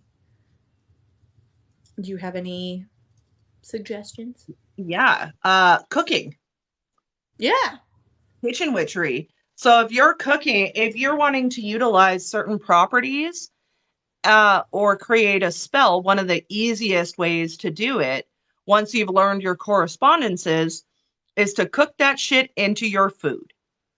So, like, if you're sick and you're not feeling great or whatever, you want to put healing stuff in there. I would put like thyme, I'd put garlic, I'd put, you can also put like potatoes or squash in your food for abundance. Um, Mm-hmm. Learn the correspondences of your fruits and vegetables as well as different meats and utilize Mm-hmm. that in a way that you can work that into your cooking. That's a really good way to not only do spellcraft for yourself, but you can do it on other people and feed them the spells. Mm-hmm. However, okay, fast disclaimer on that. If you are cooking your spell work, it is incredibly difficult to undo whatever working you have done because Mm-hmm. you no longer have the physical working in order to undo it. So if you feed people spell work, you're going to be very likely to not be able to reverse that later. That is Also, always something to keep in mind. please research your ingredients Mhm. and make sure that if you're going to be adding like unconventional herbs to your cooking, that they're not toxic Yes. And that because goes, that can. yeah, yeah. Like, Another thing with kitchen witchery is the way you stir your food, like when you're cooking soup, yep. clockwise or counterclockwise, depending on what you want to achieve. So, and let's clarify that clockwise is to bring things in and Yep. counterclockwise is to banish. So, if you're Yep. cooking something and you want to banish sickness, you're going to want to stir that counterclockwise. Mm-hmm. If you want to go and bring in health or wealth or whatever, you're going to want to go clockwise. Another really stupid but simple way that you can incorporate witchcraft into your cooking is by putting symbols or sigils within. Mm-hmm. So, this is going to sound really stupid or really ridiculous, but a really good way to bring in abundance and health is pancakes. Get your Yep. pancakes, get your maple syrup, and make a pentacle on top of that shit. Boom, bam, thank you, ma'am. You've done witchcraft. It's Mm-hmm. that easy. Okay. Another recommendation that I have for this, if you're wanting to practice witchcraft low key, is to get soaps, shampoos, or body washes with Yep. scents that associate with what you're wanting to achieve with your working. So if you need to bring in calming and relaxing energies, you're going to want to incorporate things such as lavender, rosemary, and chamomile. Whereas, like, if you're working with money or wealth or um, even protection, you're going to want to work something like mint or, gosh, my brain is mint would be a good one. What other ones can you, uh, come on, brain? Do the um, things. right? Come on, brain. Be so smart. Um, Other I'm not suggestions that good I on the have spot for either. that kind of thing, plant plants around your home that correlate with the kind of protection or energy that you want to set around your home. Don't be afraid to go outside and talk to your trees, okay? Because you can go outside and ask your trees to protect you. And you But literally, you you don't have to speak. You no. can touch the tree and Mhm. think. Absolutely. Another recommendation that I have for that is by placing things around your home that correlate with creating a positive energy. I always Mhm. tell people crystals are really pretty decorations. Learning what each of the directions symbolize in regards to like north, south, east, and west can also help you out with that because you can place things in their respective directions to create a flow of that kind of energy within your home. Don't place mirrors by doors. I'm straight up going to tell you guys that right now. Don't do that. Don't fucking do that. Not all mirrors are conductive, but when you create that portal type of effect with the door and the mirror, um, if you do get any kind of spiritual energy within your home, it's just going to create a clashing type of energy. Mhm. Yes. Something else you can do is you can create your own sigils. Mm-hmm. Um, that's another topic we could touch on another night. Yeah, I think But sigils will be a whole lesson on itself. so you could create your own sigils and then draw them on things like with eyeliner. You can draw them on yourself with eyeliner, on your water bottle, No, with water. You can take with sigils water. and draw them Mm-hmm. on your walls with water. Mm-hmm. Just plain ass water. Water is a conductive, a spiritual conductor. It's like a lubricant between the spiritual realm and the mundane realm. So Yep. you don't necessarily need to have the moon water, the storm water, all that stuff. Just use normal ass water. Yeah. um, when you're first starting and you are trying to practice in a way that is a little bit more subtle, keep it simple, my friend. Oh, hey, Yeah. Kale. Yeah, you did make it. You made it in, which is really good. We've talked a little bit about the history of Samhain, where it came from, as well as some other correlations revolving around it. We did start getting some Q&A about witchcraft stuff. So currently we're talking about how to practice when you are not out of the broom closet yet. We're trying to give some really simple tips for beginners who are not out of the broom closet or practicing openly and publicly right now, which is really important because there can be, depending on where you are, there can be a lot of anxiety and or a lot of people around you that are maybe not super open to the kind of things that we do, and Yeah. therefore there is a need for discretion. Yeah. Also, Brie, can we Yep. talk about how like the center part between your ears looks like an inverted cross due to the stuff on your window? It's giving me Unholy Vibes by Sam Smith, and I'm living for it. Mom I and love me it. don't know daddy's getting hot at the body shop doing something unholy. I love this. October's like unholy, yes. Yes. Yes. We love um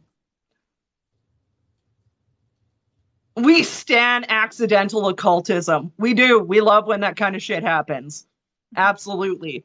The universe really looked at Brie right now and said, "You're gonna be witchy as fuck." Yeah. Meanwhile, I have a thing on the corner of my door that's Jesus peeking out saying, I saw that.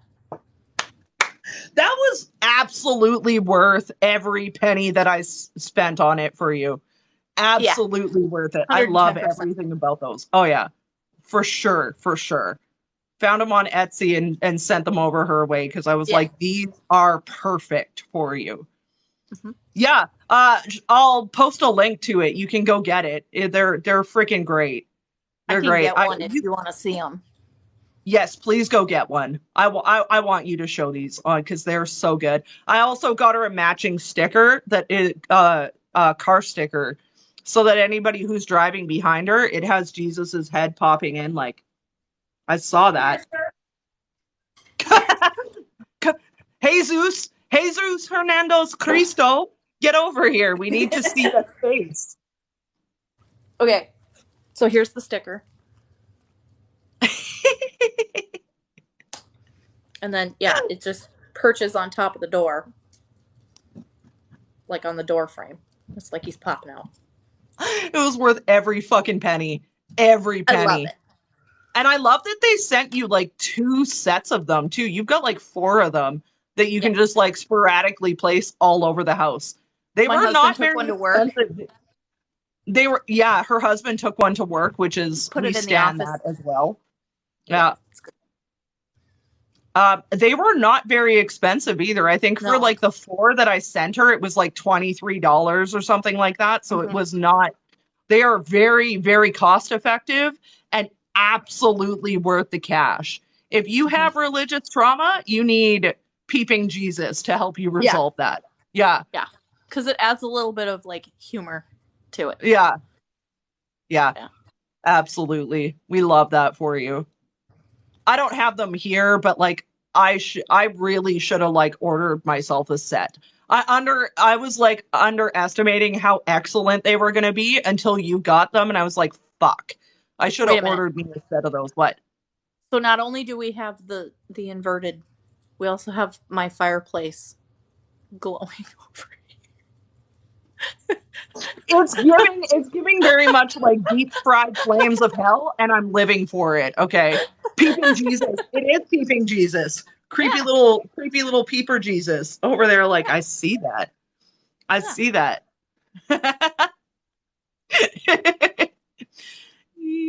I'm I living for love it. them. Yeah. Everybody needs like a creepy little. We won't talk about the other Jesus things that I found. We'll make a private video about that. We might get the live shut down if we talk about it. Yeah, that's the kind of thing that'll get the live ban. So let's not. Yes, the universe has decided that I am witchy. AF. There was Yes. no option about that, Bree. You didn't have an option not to be No. witchy. No, No. not at all. Mm-mm. Not at all. Mm-mm. Can I also just say that like I love that we are able to bring like our crazy chaotic vibe into this live together and also still make it like educational and like Yeah. learning based. I love this. Yeah. Um This is how we hang out all the time though. this is We always literally learn like something. yeah, this is you guys are literally getting like a sneak peek into like the private conversations or the private hangouts that we have cuz this is how it goes all the time.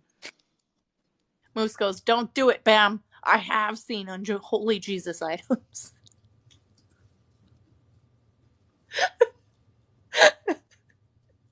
Shh. We're not talking about that right now. Yeah, we can't talk about that. We're going to get this live What's shut our down. next what's our next subject? Moving on. What do we got? So we were going to talk about ways to honor your ancestors during Samhain. Okay. Yeah. So one of the things that I this is like hurting my head. Oh my god. But it's so gorgeous. I might have to do like a full headband mask switch up soon because this is getting mixed struggle. The struggle bus is so real right now. Those are so glorious. Like, it's not even funny how glorious they are. I love how huge they are. I know. I'm living for that. Like, I'm really living for it. Go big or go home. Yeah. Don't half-ass shit. Just do Yeah. it. Just do it. Yeah. Like Nike. Yeah. So let's talk about some of the ways that you can communicate and honor your ancestors during Samhain. Shapak wants to pet your ears.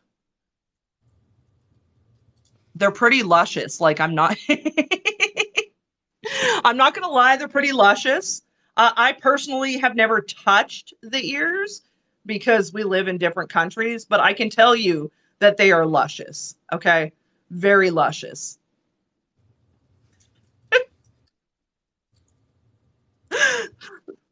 The level of distraction here is so heavy, so I heavy. mean, it's okay.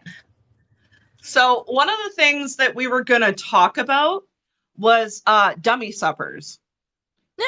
or dumb dinners, which is um, when you set up a dinner to honor your ancestors. It's quite literally like what it's described as. You set up a dinner, Mm-hmm. you set a plate for each of your ancestors or each of the ones that you're wanting to contact. No, it's okay. It's okay, Shapak. It is not you being distracto. No. This is not you being distracto. This is the fact that one of your teachers is a rabid raccoon and the other one has really bad squirrel syndrome. It's an interesting combination, that's for sure. Also, I found some more medieval raccoon bestie tats, and I think we should get them. My mother will disown me. I don't care. I will disown your mother for you. Me and Colleen don't see eye to eye on shit, so don't worry about it. You could get it on your butt, and then nobody would know. Yeah, but I would know, and I would want people to see it. That's what OnlyFans is for. Then everybody can see it. So, Chicken Strip says, I'm eating ribs. Would these bones be good for osteomancy or no? Are they boiled?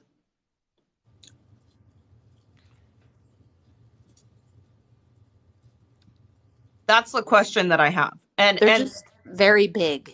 And are they beef ribs or pork ribs or not yet? you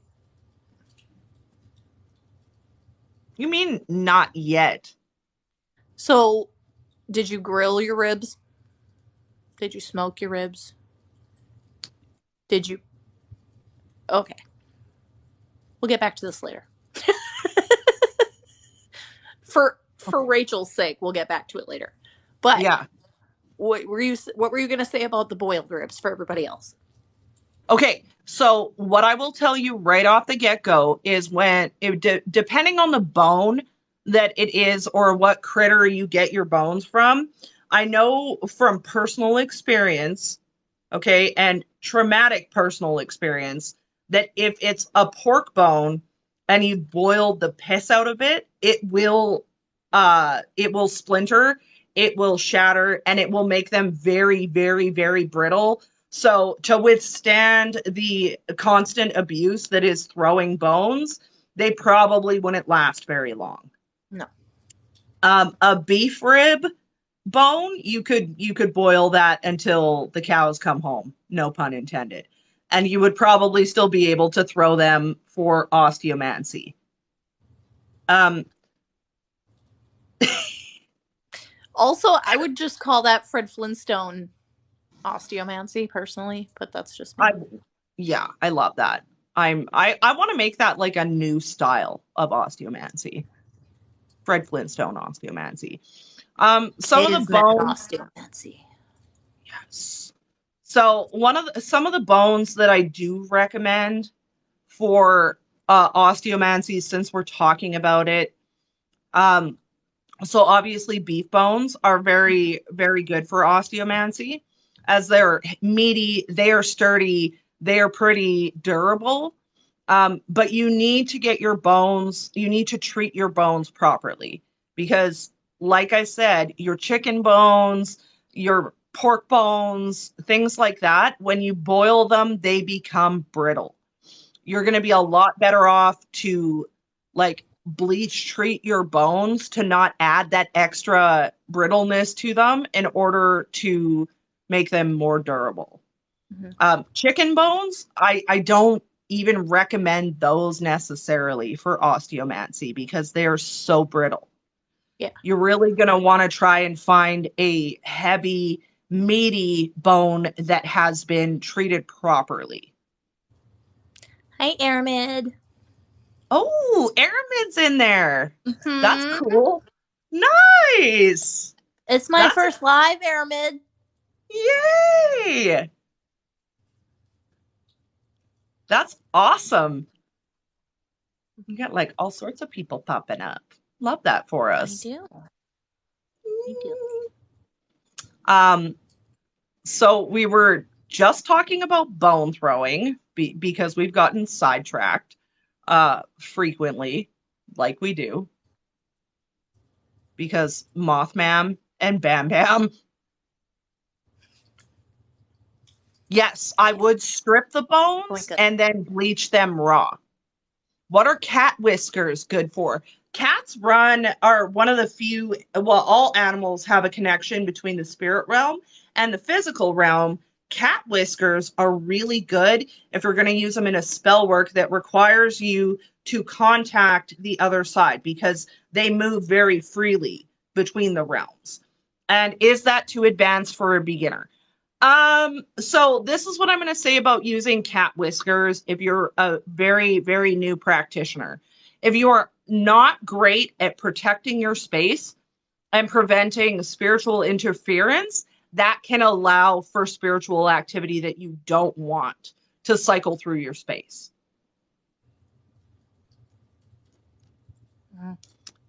That's my take on that. And that applies with there's other animals as well, but particularly with cat whiskers, teeth, nails, and fur, that's a heavy spiritual conduit. So you're gonna want to be cautious with that so that we're not drawing in entities or activity that we don't want in our space. yeah, for sure. Definitely.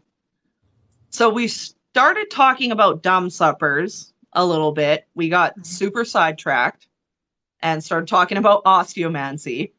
Um, we're like trying to teach about Samhain and how to like honor your ancestors and stuff. And we just got like, but I did say with this one that we were going to do more of a loose kind of setup and then more Q&A for people to like get some witchy questions answered as well. So we're totally good with the question period because we are almost through the notes that I've written down for this. So the last couple things that I did want to talk about that was like pretty structured for this was the dumb supper and then honoring your ancestors. Yeah. And then after that, if we want to do rapid fire questions, you guys got witchcraft questions and that kind of stuff, we can absolutely cover some of that for you. So let's get back to our topic. Your freaking inverted cross is so distracting right now. I love it. Dumb suppers. Dumb suppers are something that you set up as a way to host a dinner and give offerings to your ancestors.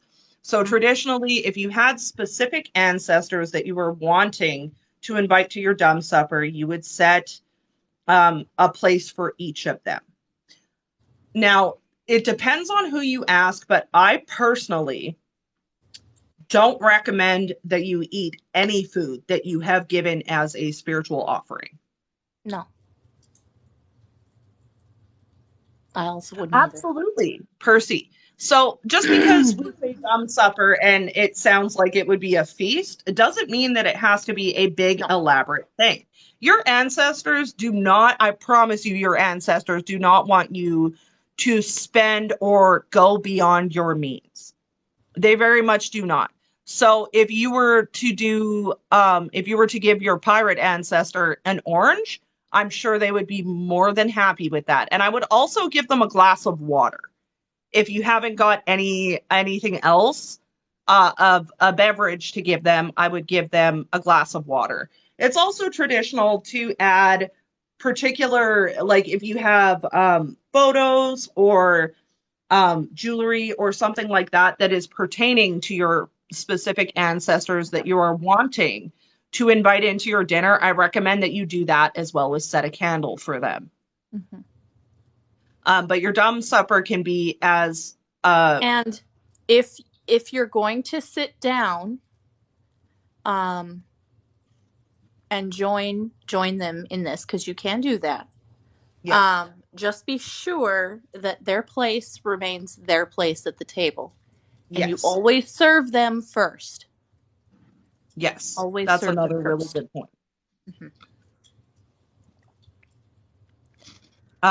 If you have foods that are heavily traditional to your particular ancestors, I do recommend that you try to incorporate that into your dumb supper. So like Mm-hmm. Brie is Italian, so she would probably do like Pasta. Italian I wasn't trying to be that basic bitch about it, No, but you're good. Pasta. I was like I'm pulling on things. I'm We like, I don't do know enough about this. we do seafood. Sometimes I'll set out a glass of wine. Sometimes I'll set out some limoncello. Um, it kind of just depends on what your family serves. Aramid says no, no, ain't no way haggis is entering my house. Fair. Airman, I mean fair, okay? I mean absolutely fair. I Yeah. would, but like no haggis. That's No. so funny because Percy is just said that as well. Um, Witchfoot invites you to join their live. No, you're supposed to come here.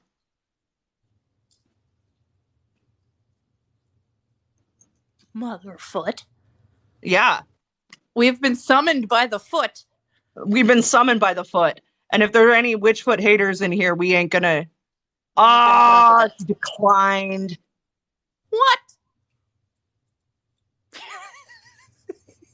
You can go yell at her later. Me, text Witchfoot. What the hell, my dude? What you What doing, mama? in the What you titty doing? flicking fuck is going on? Um, October says, so bannock for my papa and chocolate for my mom. Yeah, that would be a Yeah. perfect way to set a dumb supper. Absolutely. And Like for honestly, you guys, it doesn't have to be complicated.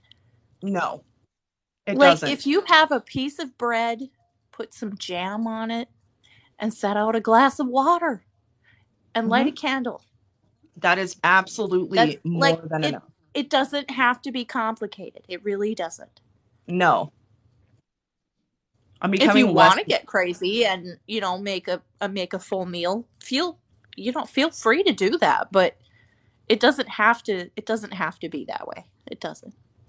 October, you can give them even like, especially with it being Samhain and the time to honor your ancestors, you can give them anything. You could make them a plate of mac and cheese and give them a glass of water, and that will be Yeah, you can. perfectly fine. That is perfectly okay. I promise Yeah. you, like, there are certain times where entities, deities, or ancestors will ask specifically for things. Can it all be on one plate? That's a good question, too. I would say, unless there's something specifically within um, your culture that dictates that certain things, because I know there are certain cultures where you don't put like meat on the same plate as um, as like your grains or your vegetables. If it's something like that you have that going on, I definitely recommend that you follow along with those traditions. But otherwise, I don't see any harm in putting everything kind of on a singular plate. Bystander, yes, you can do it in your room. Just make Mm-hmm. sure that it's it's up off the floor, like on a table, and you've dedicated that space for it. Um, and yes, Moose, we can talk Italian stuff anytime. Is it okay if I can light the candle later? I can't risk the window being open and the fire. Yeah, absolutely. Mm-hmm. And so this is a pro tip and unpopular, but if you are a witch who is either a huge fire hazard like myself, okay, or you live in a me, okay, all I just heard was that's an awful big fire for the kitchen table, babe.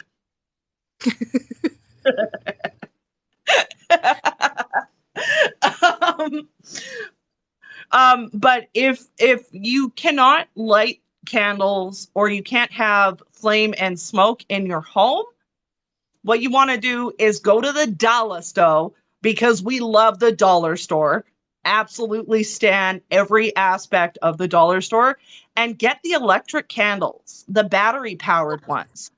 Get Mm-hmm. those, light that up. That is absolutely okay. And if you want to do something like put a sigil, put a deity's name, yeah. Hi, Diana. This is Bree's first live. If you want to go over and boost her views, I'm encouraging people to jump over into her live stream and boost her live up for her because this is the first one that she's done. I got a wax warmer. Would it work? Yes, absolutely it Yes. would. Mm-hmm. Wax warmers are great for spell working and doing. Diana is gonna go jump over to your live, Okay. which is really cool. Yeah. Hi, Diana. Wax warmers are awesome for spell work. So, and that's in a couple of different ways. So, if you have a particular um like an ancestor that likes a particular type of herb or a particular candle, what you can do is get wax melts that correlate with that and put them in your wax warmer in order to substitute that for a candle. Now, there are certain situations where I don't recommend that you substitute for a candle. Okay.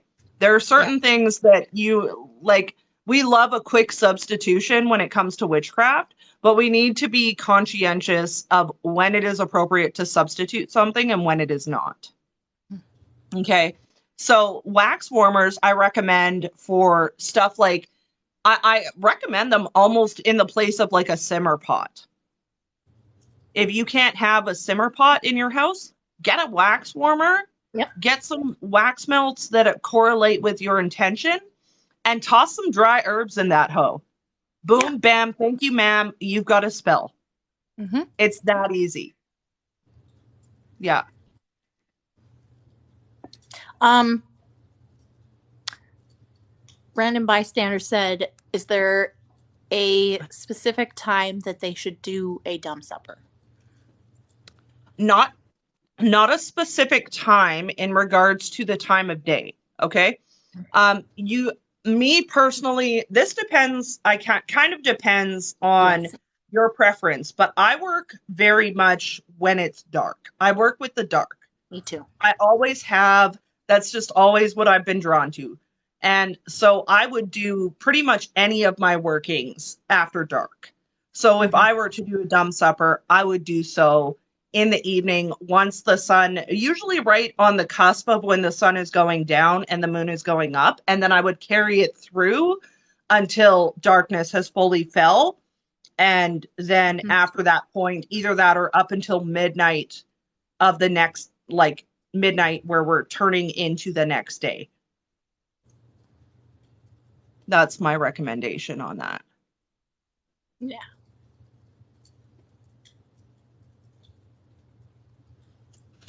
Another thing that we want to talk about when it comes to Samhain is I did mention this in the beginning, but when we're coming to honoring ancestors, because that's what we're very heavily talking about right now, um, Samhain is a really good time to honor your ancestors that have passed in the past year.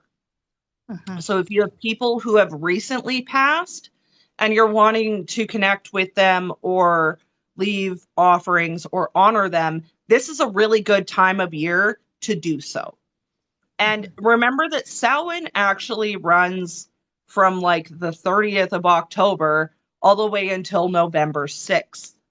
So Samhain is not exclusive to the 31st of October. It's several Right. days long. And at any point within that time period is a great time to host your dumb supper, honor your ancestors, and all of the good things that we've been talking about. Yeah, so you don't have to feel rushed to do it one No. specific day. Mm-mm. Um, and again, if you have particular traditions within your heritage that pertain to certain points of the day, I would honor those as well to the best of your ability. That's awesome, Percy. I'm so glad like that. I Percy, saw can that, I? Diana. It was beautiful. It's beautiful.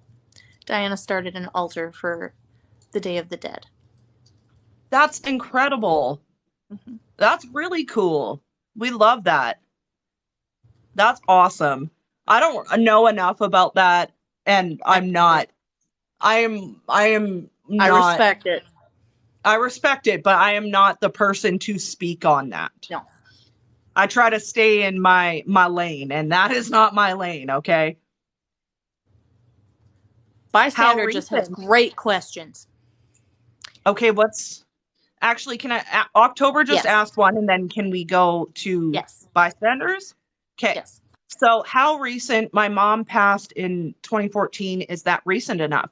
Absolutely it is.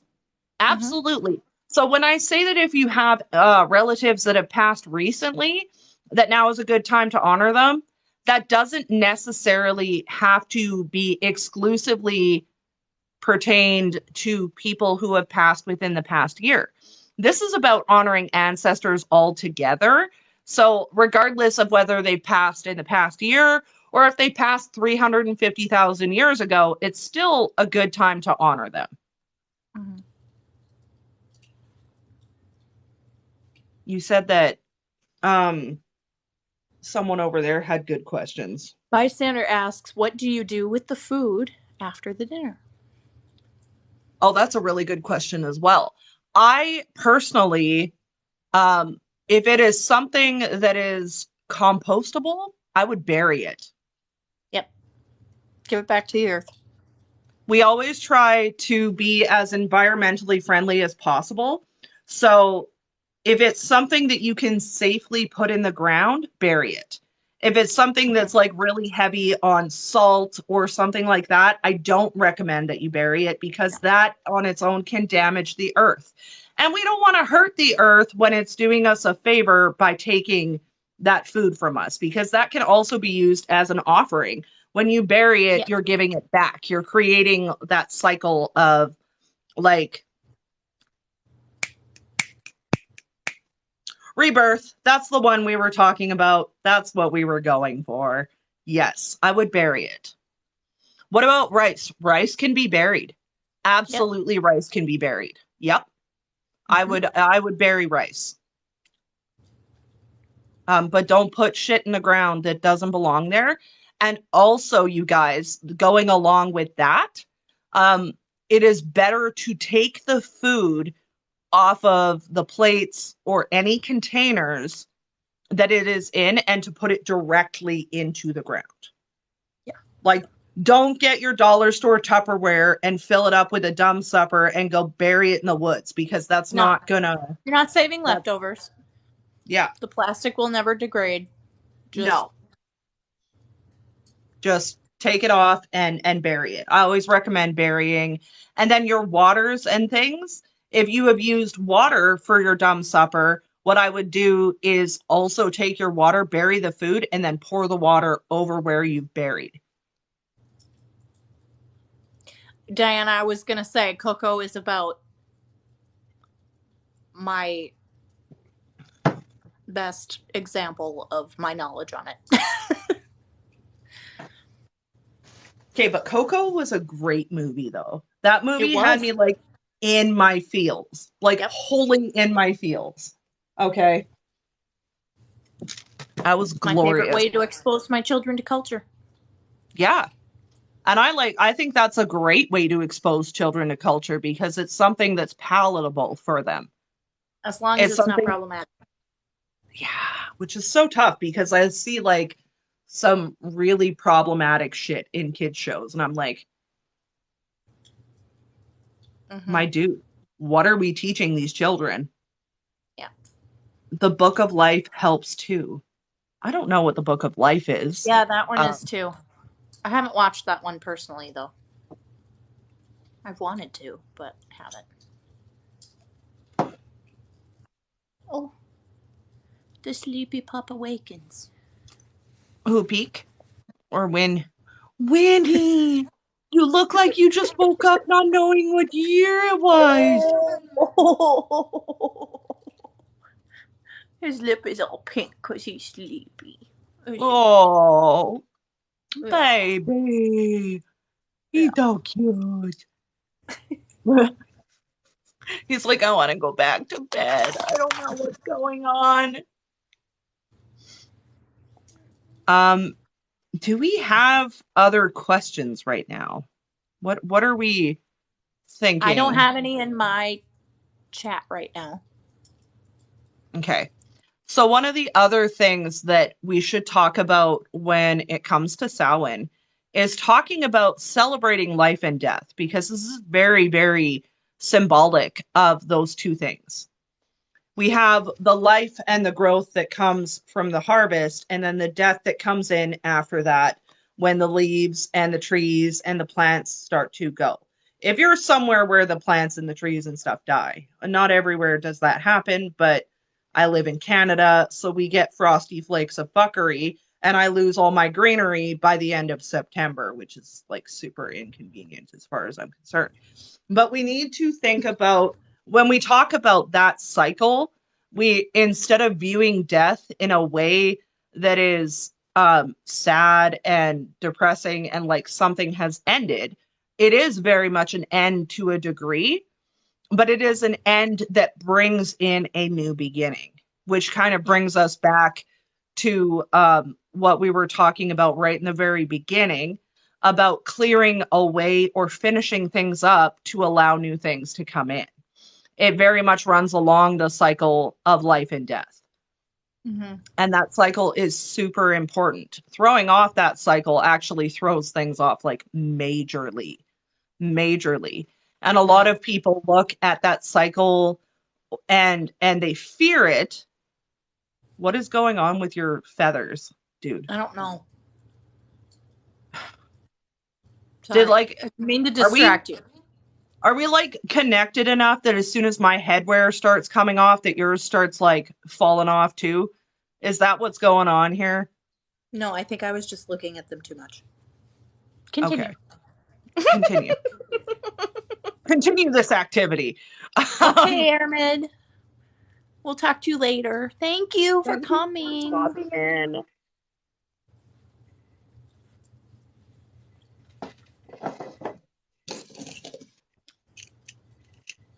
Now I'm getting uncomfy. I mean, if it makes you feel any better, I'm wearing a whole ass gown and a cloak, and it is fucking swampy up in this hell. Okay, Always the kids, bro. They're always a problem. Always. always. The live glitched. What were you saying, huh? To What was the last thing you heard? yeah. What was the last thing you heard? And then we will reiterate.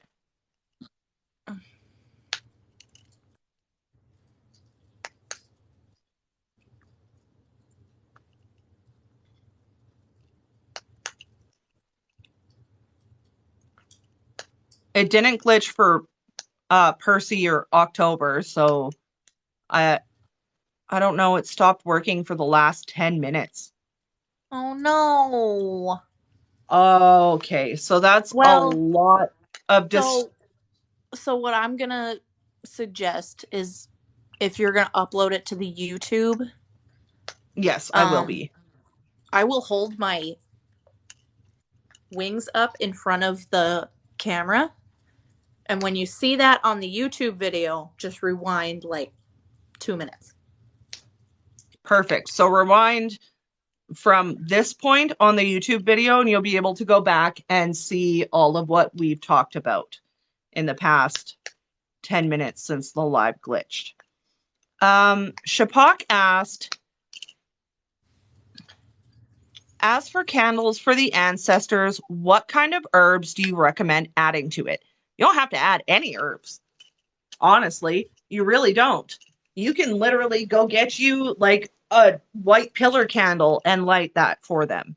However, if you're going to add herbs, you look like you have something to say, Brie. No, go ahead. Okay. If you're looking at adding herbs to your candles, that is going, like you said, it might be a personal thing. Because for myself, if I'm to make an ancestral candle over here, I work very heavily with my indigenous ancestors. So I'm going to put things such as white sage, sweetgrass, tobacco, diamond willow fungus, chaga is another really good option, depending again on your personal preference, and or like if you have a grandma that particularly enjoyed a certain kind of tea or something like that, I would absolutely recommend that you utilize that kind of thing. Otherwise, it's kind of contingent upon your heritage and what kind of herbs are traditionally used within your practices that your family comes from. Bystander is indigenous as well. Cool. I love that. I actually got another question about that. Hold on. October. Do I have to have candles? I don't have any, and I have like 59 cents in my bank account. Absolutely not. You do not have to have candles. If you would like to make an offering to your ancestors and you don't have candles and you can't afford a dummy supper, give them a glass of water. Seriously, it is that easy. It is that simple. A lot of people, because a lot of the people that are in here learning from us have been majorly exposed to spirituality through places like Clock Daddy, where everything is kind of double check your resources on Clock Daddy. Double check. Always double, all even shit that Triple I tell check. you. You guys Triple should, check. even if it's something that me and Brianna teach you in here, if you are not double, triple fact checking that stuff when we're done, you have not done the research properly. Yeah, Everywhere, that's your homework. And that's exactly like the information that we give you is your starting point. And I always tell people that whenever I teach is that this is your starting point. This is not your whole research. This is your starting point. Yep. The opalescent daydream asked, for reconnecting indigenous, how would you go about reconnecting with them? Okay. So this is a little bit, there's a little bit of a gray area here. BRB. My notebook Go ahead. Looks like chicken scratch with a ton of bullet points. That's perfect. There's nothing wrong with that. Do you guys really think that every notes or research that I've done in my practice come out looking beautifully? No. My books of shadows and my research books are a hot mess. A hot mess, okay? I have one that I have like tailored to look nice and neat and organized and stuff. But even that one, like your girl ran out of spoons and attention span and it kind of went south. Okay. Half the time, my notes don't even make sense to me and I have to take a minute. So it's okay. When it comes to reconnecting as an indigenous person, this is a hard topic to talk about. So one of the very first things that I recommend that you do as an indigenous person who is reconnecting is look into your specific type of indigenous. What kind of indigenous people do you come from? Because my family is Cree and Ojibwe. So we've got a couple different mixes in there. Ojibwe? Anishinaabe. Iroquois. Sorry. Oh, No, well, no, we are Anishinaabe, Plains Cree, and then also Iroquois. Sorry, I don't know why I said Ojibwe, but Iroquois. So for your particular in that particular situation, you're going to want to research what tribe you come from.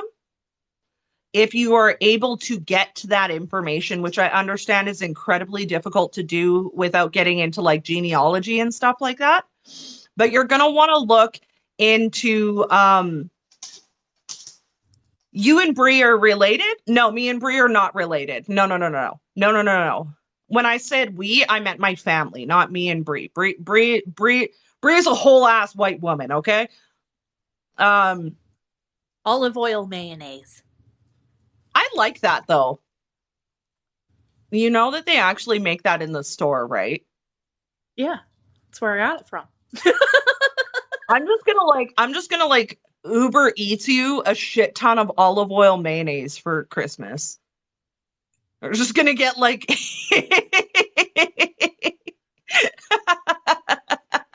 the look. Let me guess, you'd much rather me send you 800 blow up dolls so that you can freak everything out? I know. I know, but you gotta help. I gotta I will make more money invest in before I a can do. helium tank for that. I mean, I'm pretty sure I can ship you that from Amazon too, so And you're I'm in the evil. South, so just imagine. Oh man, people would shit their pants. Absolutely shite themselves. Mm-hmm. Um, yes, so I recommend that you look specifically into where your tribe originates from and what their specific practices are. And that again will allow you to find a really good way to reconnect with them. I recommend that you start with research, very heavy research. You want to research again, your origins. You want to research which area they come from. You want to research the history of that tribe as well. Sorry, I'm pushing buttons. Oh gosh. And you want to you really want to have a good solid grasp on the history of your particular tribe that you come from, and that will allow you to reconnect well with them. Pika, Pika the dog, Pika potato. Hello? Are you a doggo? Yeah. Are you the biggest baby on the whole wide world? Yeah. Look at that tail. Oh, that's Yes, a nice absolutely. tail. You can reach out to me about this, and we can talk privately if you'd like some more information. I am incredibly okay with that. Pika You want your potato kitty? dog. You want your kitties? She's a I, meatball. I thought the Chihuahua was a cat. I mean, She acts like one sometimes. she's essentially a cat. Yeah. Essentially. Oh, she's offended. Are you offended? Rude. Pika! She Pika the left. dog. I She can't just believe that. left. She literally was like, fuck your hat. I am so late to Sunday school. Shit, sorry. It's okay. It's okay. Tonight's Sunday school has been a pretty It's been low we've key. covered All we right. it's been pretty laid back. If Mm-hmm. you're wanting to watch the whole episode of Sunday School, I will have it uploaded on my YouTube channel tomorrow night. So you will be able to go to my YouTube channel, which is in my link tree in my bio, and I will be uploading all of the episodes of Sunday School for you guys so that you're able to go back and reference it, or if you miss any of the Sunday School, you're able to rewatch it and not be out when we move into the next lesson. My eyeball is itchy. My eyeball is very itchy. But so far tonight we have spoken about I'm still you're still at work and you're still and watching that. That's awesome. Who's at work? Kelly Khaleesi. Oh, hi. Yeah. Don't get in Yeah. trouble. Yeah, don't get in trouble. I was not going to miss this. Well, I appreciate you being here. I really do. Yeah, the uploads are definitely going to be a big help for a lot of people. And I had tried to think of even previous when I started doing Sunday school last year. I wanted to come up with a good. Oh, yeah, okay. They're the manager. It's fine. They're the manager. They can't get Oh, in shit. We love that for you. Absolutely. I wanted to make this accessible for people. That was the biggest thing about Blasphemous Sunday School, is because finding good resources and proper lessons on how to practice witchcraft and the history of it can be difficult and expensive.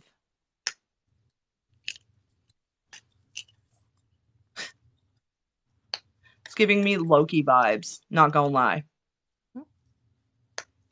just look how sparkly. Sorry, Peek's distracting me. She It's fine.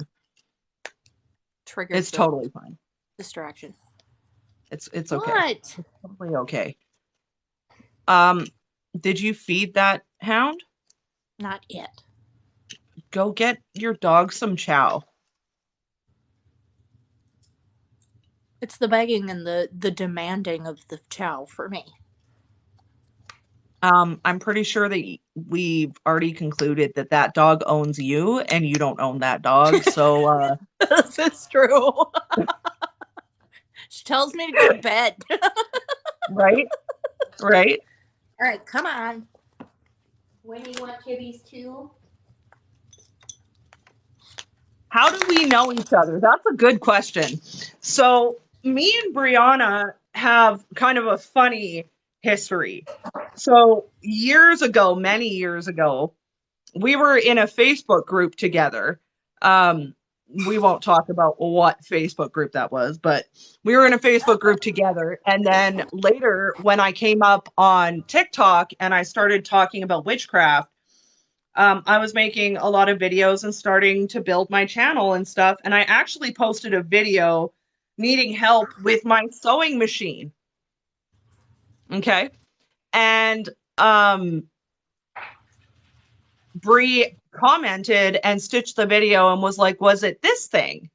And then after that, we kind of, Bree followed me and we had found out that there were a few people that we watched that were in common with each other, mainly Witchfoot. And we started talking through there, as well as myself and Chicken Strips and Shane were involved in that group. And as we continued to chit chat back and forth and whatever, we just became really good friends. Um, and ended up like she learned a lot from me, and then we've just always got along really famously, and now she's like my best friend and I love her to death. Yeah. So My you never house is know. You starting might to fall find apart. good people on what? My house is starting to fall apart.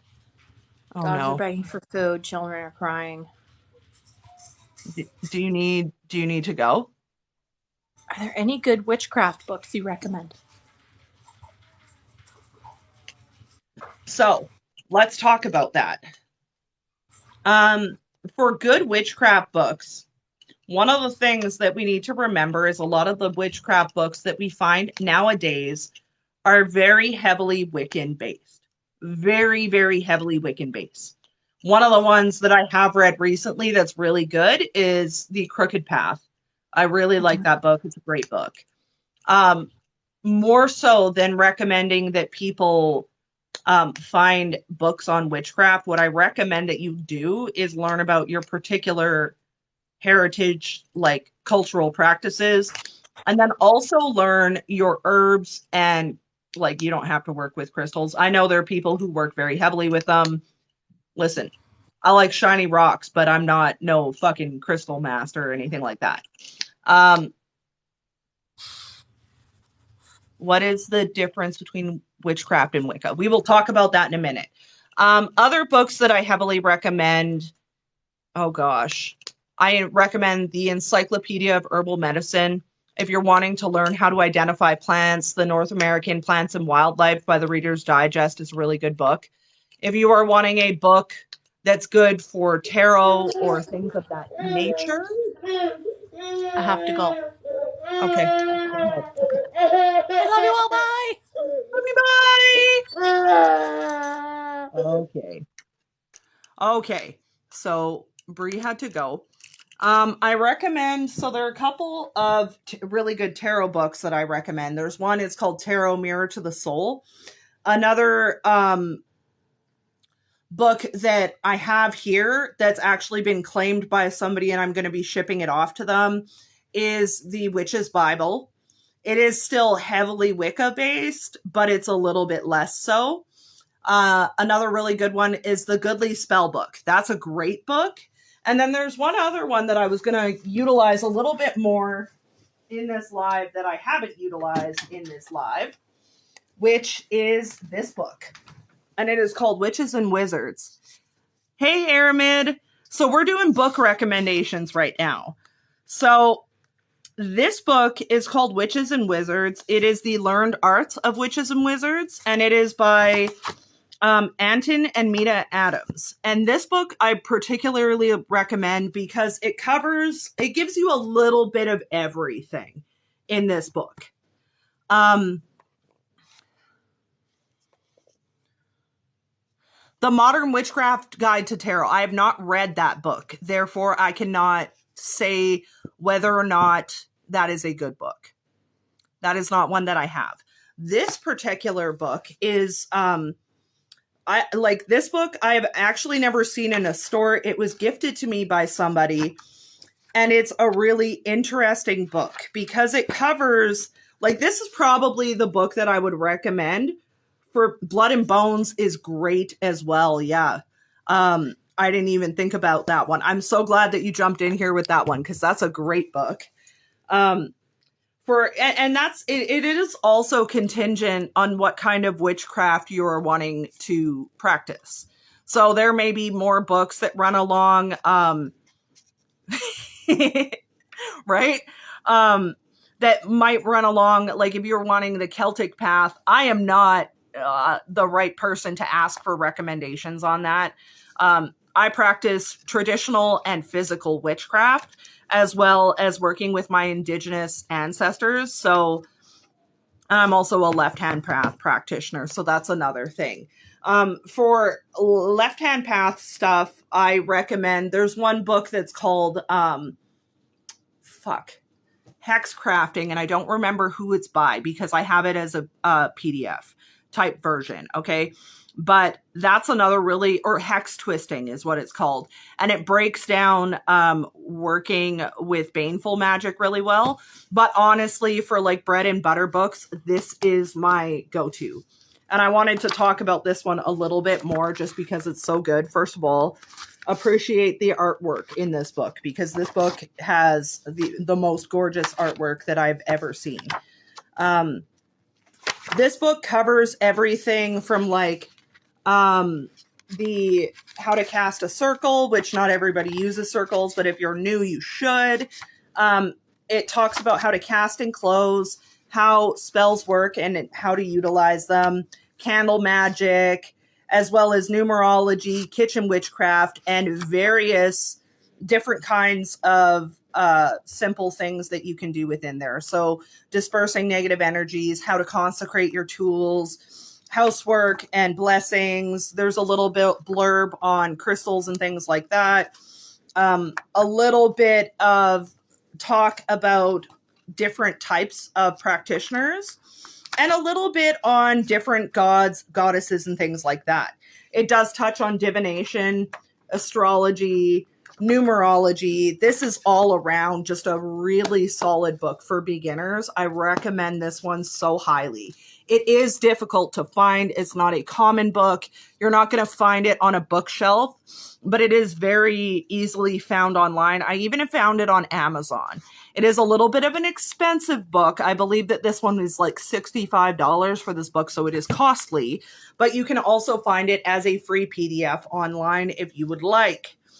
To answer the question, what is the difference between witchcraft and Wicca? Let's talk about that as well. Oh my gosh, thank you so much. That's so cool. Oh, thank you for the candy party. I love that. what is it called again? It's called The Learned Arts of Witchcraft, of Witches and Wizards, and it is by Anton and Mina Adams. And it is published by Raincoat Books. But this is a really good book. This is a really, really good book. I love this book. It is, I actually was looking through it again because I was going through some of the books that I had. And I looked through this one for the first time in a really long time. I was like, hot damn, I got to reread this book because there's a lot of good information in there. What is the difference between Wicca and witchcraft? Let's talk about it. So when we're talking about, I got to take, y'all, I'm like being suffocated by my collar. I can't. This is what happens whenever I try to like dress myself up and look witchy, is I eventually just get like so uncomfortable because fucking sensory issues that I have to take everything off. And I'm just like, I can't deal with this anymore. Like, look, my neck's like all red, choking myself.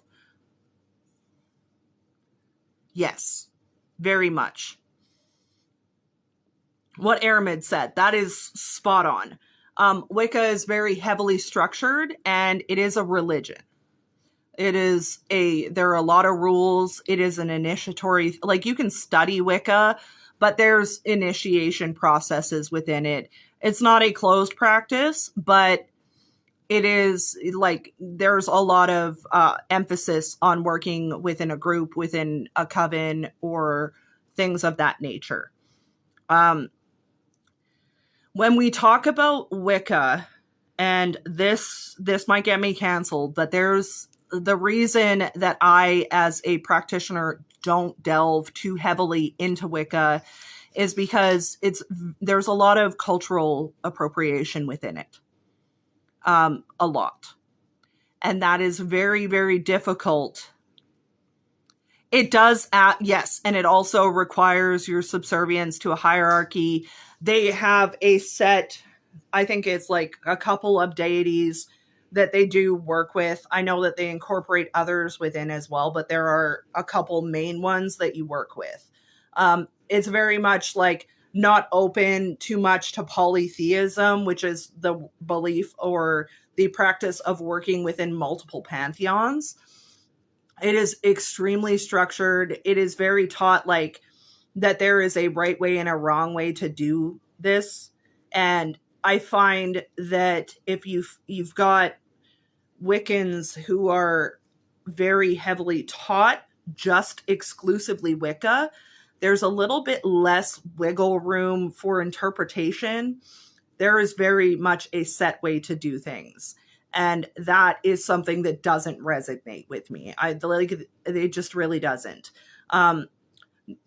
Like Wiccans are witches, even though some of them don't consider themselves to be, or they don't utilize that title, but not all witches are Wiccan. That's not to say that when you encounter Wicca, that it is not a valid and lovely practice if that's what you're called to. But the absolute kind of attitude of it is just doesn't work for me particularly. I think that in a lot of ways, Wicca becoming very mainstream has allowed and opened the doors up for witchcraft to also become very mainstream. But there are a lot of rules and regulations and guidelines that come from Wicca that I see pushed forth in the witchcraft community now. And it's important to remember that those regulations and rules and guidelines are set in place by a religion and not by a practice.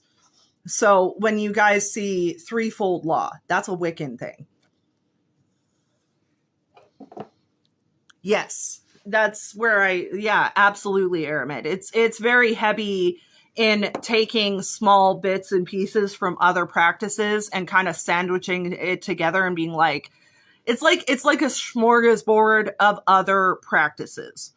And one of the things that I say is if you are Wiccan and you're wanting to explore different kinds of witchcraft, outside from Wicca, you're going to have to do more digging and more deciphering to understand where the practices that you were taught come from. And it's not to say that that's a bad thing, because whether you're practicing Wicca, traditional witchcraft, Norse paganism, all across the board, all of these paths are very research heavy. Okay. Yeah. And Wicca is a good starting point for some people. Like I said, Wicca has allowed for witchcraft and the practice of witchcraft to become more mainstream. Wicca was started by a guy named Gerard Gardner, and a lot of what I put, not push Wiccans, because I don't like to push people too much. Yeah, it's good. I saw that you jumped in, so we know you're still here. I don't like to push people into anything, but if you are somebody, yeah, you did freaking awesome tonight, Bree. You did so good. That was great. If you are Wiccan and you're wanting to move away from that into more traditional witchcraft, the biggest thing that we need to sort through is where those practices come from and what is appropriate for you to practice and what is not. But I don't personally,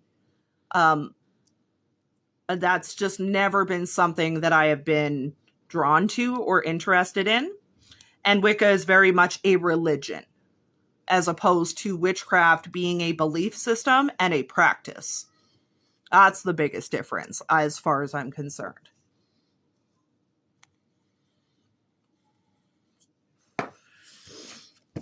What other questions do we have while we're sitting here on a question roll? Because these are good questions. I love when you guys ask me questions like this. It gives me a good starting point for different topics to talk about. So if there are other specific things that you have questions for, I am so willing to talk about that. I'm trying to think, because I kind of made a set plan out for tonight as to what I wanted to talk about. Yes. Okay. Moose had a question about empathy earlier. Let's see where that question. Moose, what was your... Okay, recommendations for controlling empathy. If you're talking about empathy in the sense of picking up on emotions and energies around you, one of the best things that I recommend for that is... I'm getting close to talk. We can talk cord cuttings. We can absolutely talk cord cuttings. I do cord cuttings frequently. That is one of, aside from banishings, that's like one of my most frequently asked things, is like how to do a cord cutting. Are they beginner friendly? All of that good stuff. But I'm going to answer this question about empathy. So when it comes to controlling empathy, one of the things that can work really well is veiling. Protection and self-warding is really, really crucial in that, because when you're empathic and you're picking up on energies around you, not only are you picking up those energies, but it can create a connection that allows for your energy also to be put out. So we want to focus very heavily on containing our energy and kind of warding ourselves so we're not picking up unwanted energies along the way.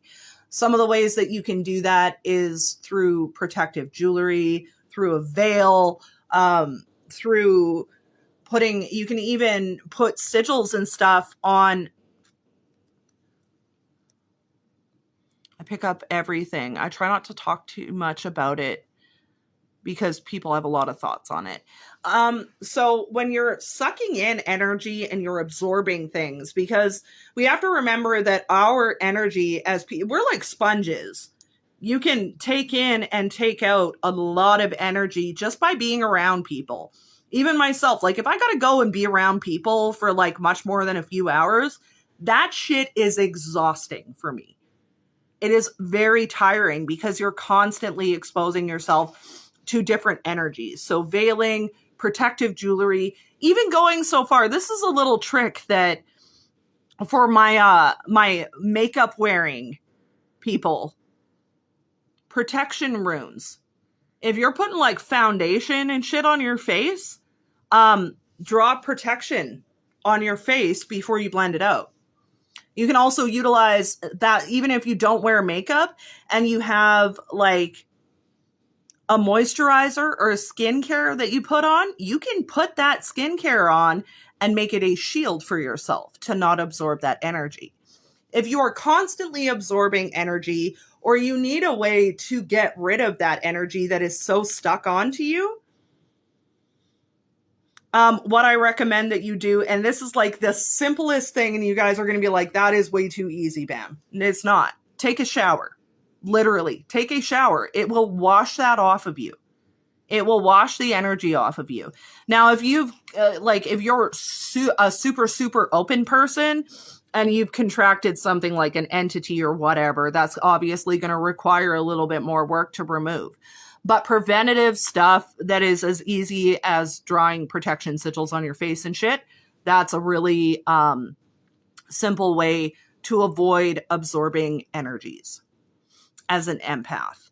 And we also, if you're really empathic and you struggle with picking up like emotions and stuff of other people, another thing that is really difficult to learn but is going to help you a lot is being able to take a second back and determine what you're feeling because you're feeling it and what you're feeling that is not your shit. Okay. And that is very hard to do. It can be really, really difficult. It can be really exhausting. It can be really draining. Okay. But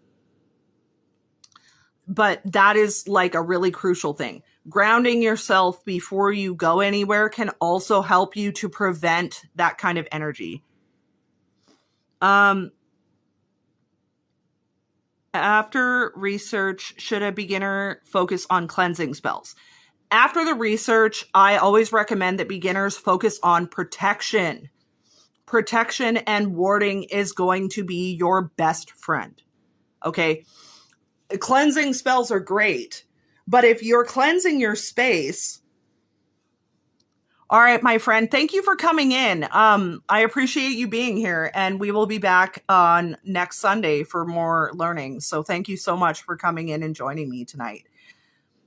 We appreciate you. We love you. So the thing about cleansing is great, but if you don't have anything else in place after you do that cleanse to prevent that energy from coming back in, essentially what you're going to do is run around like a hamster on a wheel, constantly cleansing out your space because you don't have a fail safe there to prevent that from coming back in, which is why I always recommend protection and warding as the first type of spell work that you do. The first kind that you learn and start practicing should always be protection. Always. And let's also be clear that protection and warding, while the two can be very interchangeable, are not necessarily the same thing. You can do a protection working, but that protection working, if it doesn't incorporate a ward that is a personal ward or a ward of your space, is just going to protect in the immediate kind of go. Okay. So we want to have the protection, but we also want to have that really, really solid way of creating a constant stream of like a barrier around us. Once you've done that, once you've got the protection and the warding stuff down, then you do your cleansing spell. Once you do your cleansing spell, then you're going to want to refresh those protections and those wards. Cleansing and protection do kind of go hand in hand, but if you can't protect yourself, your cleansing will not be, no, absolutely do not give offerings to that thing. No, you don't know what kind of entity is attached to that. You don't know, I don't even know what kind of entity is attached to your haunted bunny. Absolutely don't give it offerings. Hell no. Do not. Absolutely not. No. No. If we don't know what's attached to that, you do not want to be giving it offerings. Okay? Yeah, that's a no-go for me. This may be off topic, but do you believe that spirit can visit through dreams? Absolutely they can. When you are when you are dreaming or you are asleep, you are in a state where you are more vulnerable to being contacted or interacting with spirits. This can create a great opportunity for connection and information, but oh God, we're frozen. Is everybody frozen right now?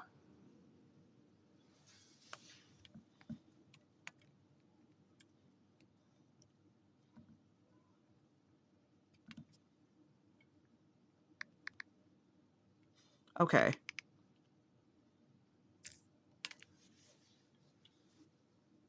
Okay. Okay. So, when we're talking about spirit coming through in dreams, you are definitely in a place where they are able to come through and connect with you, contact you, and all of that good stuff. But again, with dreams, we need to focus on the mundane over the metaphysical. Okay. So just because you have a weird dream doesn't mean that you're receiving messages through that dream. What I find with dreams that are messages or contact from entities, spirits, things like that.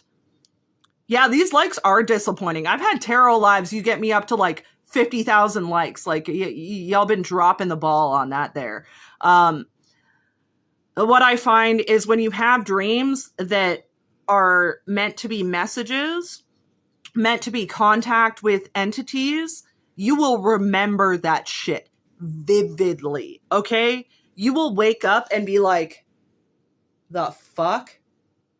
What? Like, it will very much stick out heavily in your mind.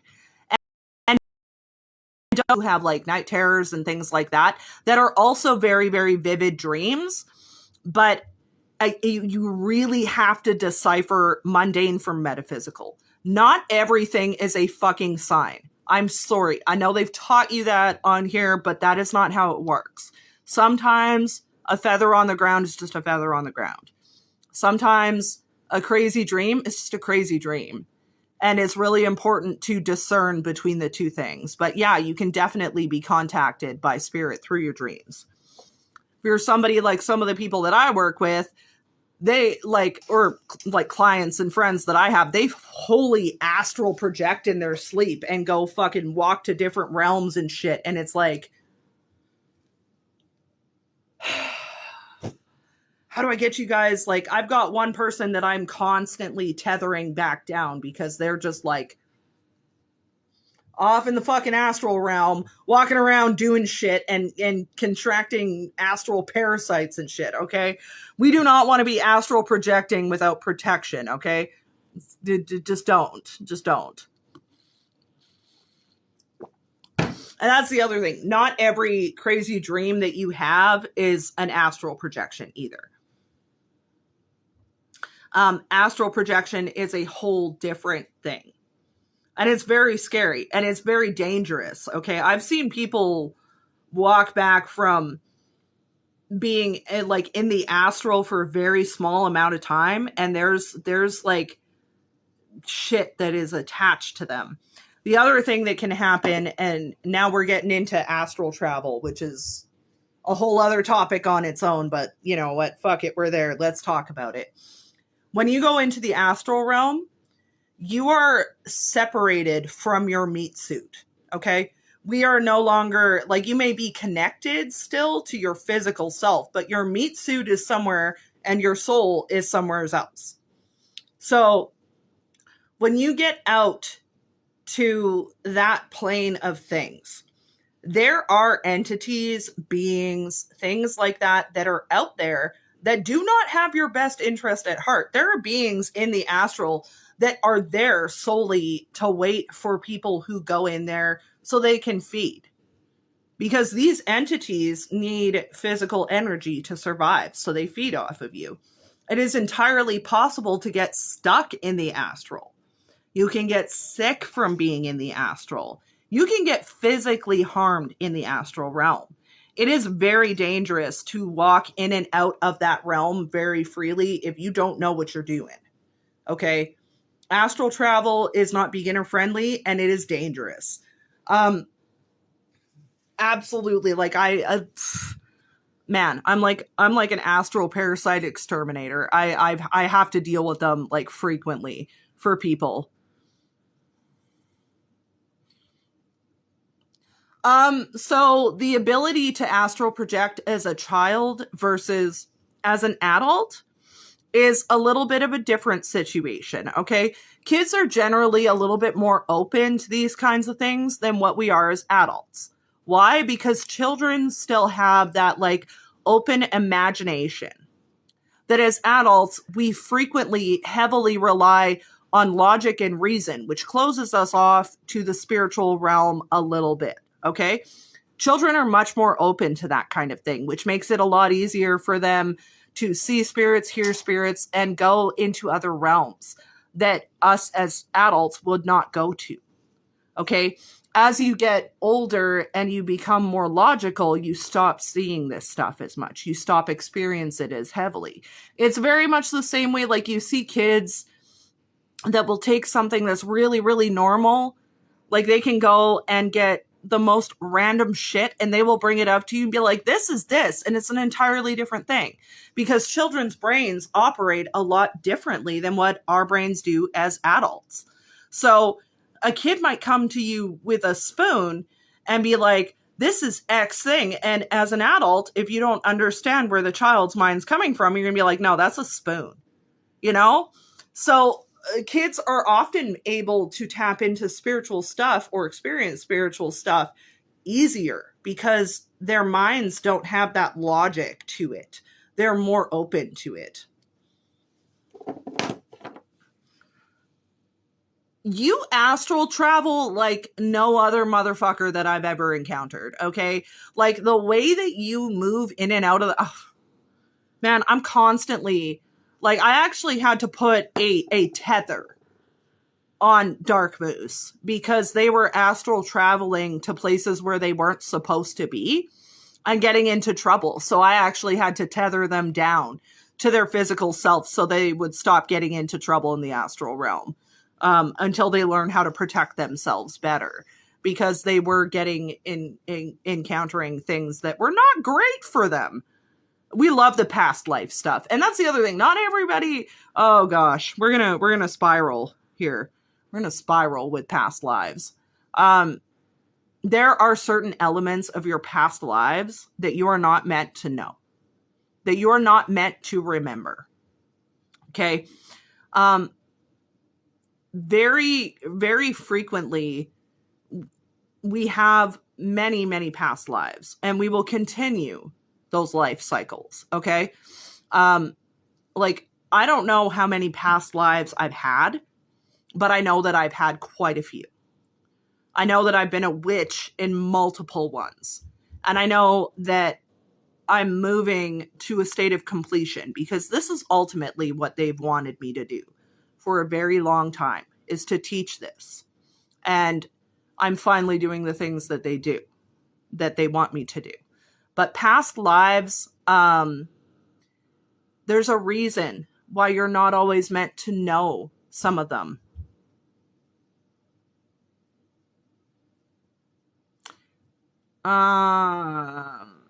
Hold on, October. We will talk about that.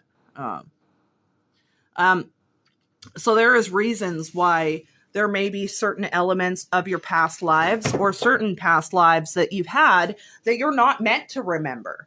Why? Because they can be really traumatic. You could have went through a lot of really bad shit that could be detrimental to your development, your growth in this current lifetime. This idea of like digging into your past lives or learning your past lives, to some degree that can be beneficial to people, but to some degree it can be really damaging. Okay.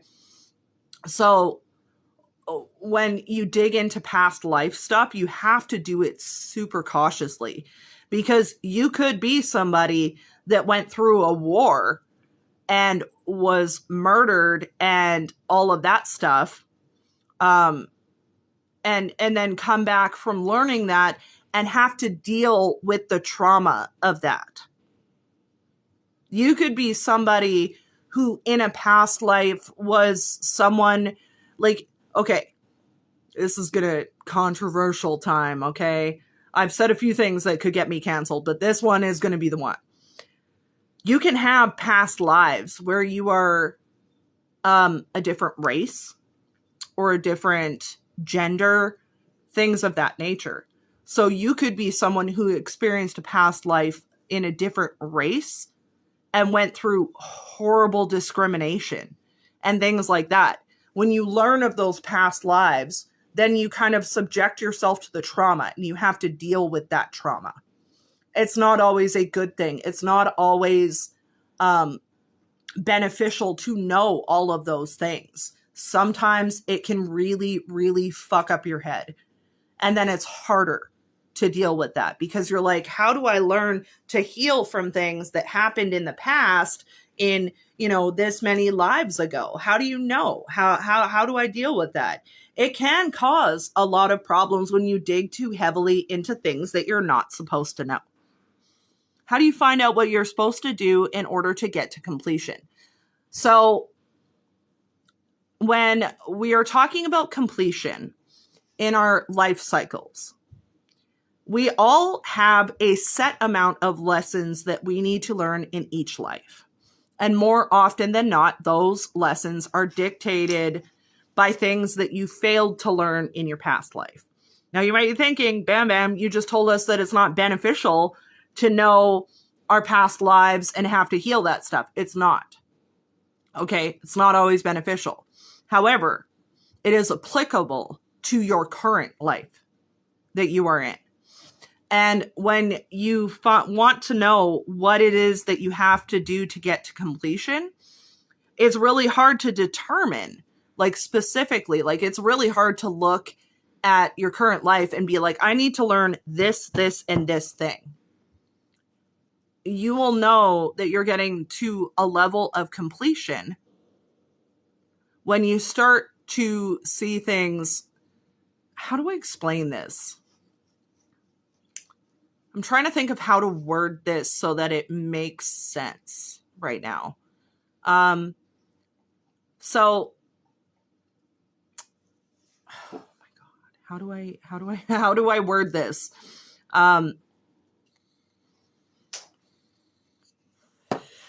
When you're nearing the completion of a cycle, what you will start to see is new perspectives. You'll start to see things. Usually people who are completing their life cycles or completing lessons, you'll see shit go really, really downhill and you'll feel like you got drugged behind a semi-truck down a gravel road and rubbed with alcohol in the process. Okay, you will go through one trial after another, after another, after another. And then it'll click and things will start to go smooth. That's how I would recommend that you be able to tell. Oh God, how late am I to this? We've been at it now for 3 hours. But that's okay. That's okay. So if you missed a lot of the Sunday school, I will be uploading it to my YouTube channel tomorrow. It'll be uploaded by tomorrow night. So if you want to watch the whole thing, you will be able to access the whole live, including the part where Bree was live with me, and you'll be able to see everything that we talked about, get all the notes, get all the conversation suggestions and things like that. Because I know that I have a lot of followers that come from different time zones than me and things of that nature. Therefore, I got to make it so that it's, oh my gosh. I'm so sorry. I'm so sorry. That's why I tried to set it as a live event so that it would notify people. And then I did try to send it to as many people as I could remember that had signed up for it. But I missed you and I apologize for that. Yeah. Yeah, there was also going to be a Witchfoot cameo, but she declined. So that was kind of mixed sad. Very mixed sad.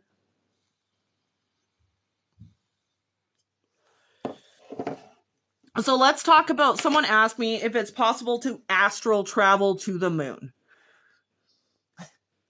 And I'm going to talk about it.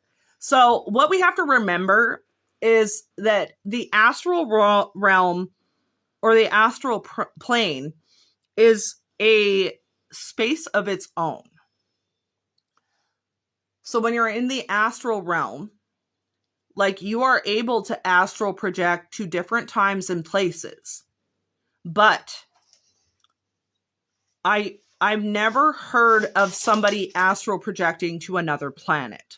That is just what I've not heard, but I have never heard of somebody being able to do that. I'm not saying that it can't be done. I'm saying I personally have not heard of that. Okay. Like, to give you an example, like, the astral realm is a whole different realm. And what you'll find when you go into the astral realm, if you're somebody who goes in and out of there, is that you may astral project to a place that looks familiar, but the way that you'll know whether it's the astral realm or like a dream that you are having, is when you're in the astral, it'll just feel different. It won't feel like a dream. It won't feel like something that you're imagining. It'll very much feel like you're in a different universe. Are there planets in the astral? Yes and no. I prefer to refer to, so you guys are either going to hate it or love it, but we're going to use a Rick and Morty no.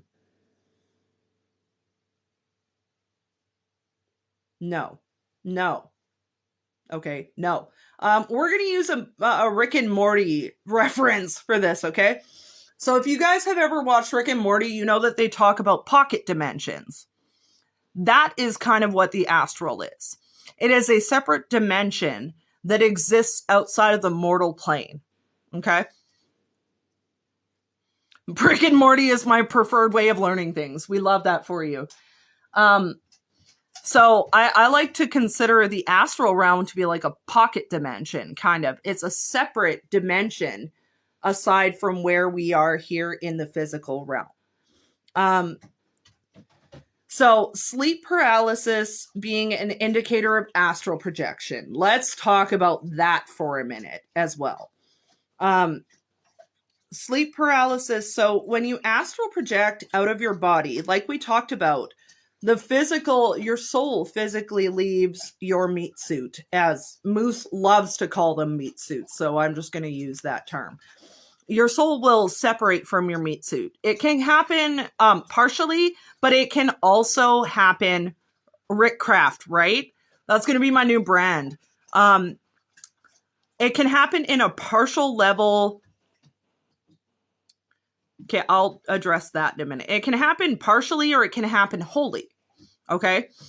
Now, when your soul travels outside of your body, you have to remember that at that point, the main thing that you've got that fuels your physical being is gone. Okay?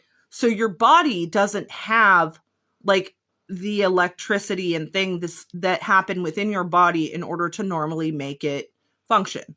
So when you do astral project, not all the time, but some of the time, you can be in a state where your physical self cannot move, function, things like that, which is also why it's so dangerous to stay trapped in the astral realm. Because if you can't return to your body, you can't fuel your body, you can't feed your body. People die from this. That sounds like a huge exaggeration of things, but it's not. Okay? It is not. It's not. You can, when you detach that heavily, that your body no longer has what it needs to feed itself and things like that, your body can eventually just die. It's scary. This is why I tell people who are like, I'm going to teach you how to astral project. I'm like, are you going to teach them how to fucking protect themselves while they do it? Or are you going to... is insidious a good or bad representation of astral projection? It's kind of both. Okay. It's neither good or bad. There's some validity or some sort of similarities to what I've experienced as someone who who can and does move in and out of the astral realm. Okay. So one of the things that I am able to do when I'm working within the astral is I am able to go into other people's spaces in order to um, do energy work or healing work or cleansing work for them. Okay. So in that sense, yeah, like it can be accurate. I've literally walked into people's homes energetically that way, where I'll just like walk in the door and be like, what's up? But we have to remember that even when we do that and we face an area that is familiar to us, we are still in a different realm. It might mimic or mirror the appearance of what you know in the physical realm, but you are not in the physical realm any further. Are there any case studies on this? It is fascinating. I'm not sure on that, but what I will tell you, I will do some digging on that for you. And if I find anything that's really good and reliable, I'll send it to you, because I always like giving you guys that kind of resources. Yeah, don't do astral travel unless you know what you're doing, okay? And that is further pushed forward, like how I talked about there are beings out in the astral that love to feed off of unmeat suited humans. That can also contribute to that. When you're out of your body and you're away from your meat suit, you are less protected. And when you're somebody who's new to this, new in the astral, those entities that are out there, they can sense that shit. They're like, haha, you're lost. So if you're not somebody who knows how to tether themselves, protect themselves, make their way back, you can become an energetic siphon for these beings. Not only that, but you can bring them back into this realm with you. Okay.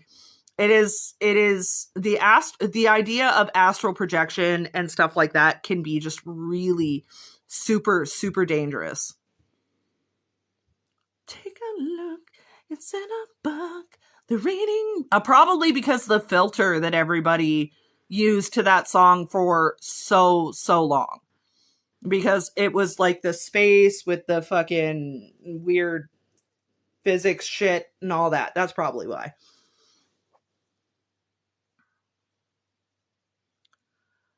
So tethering yourself.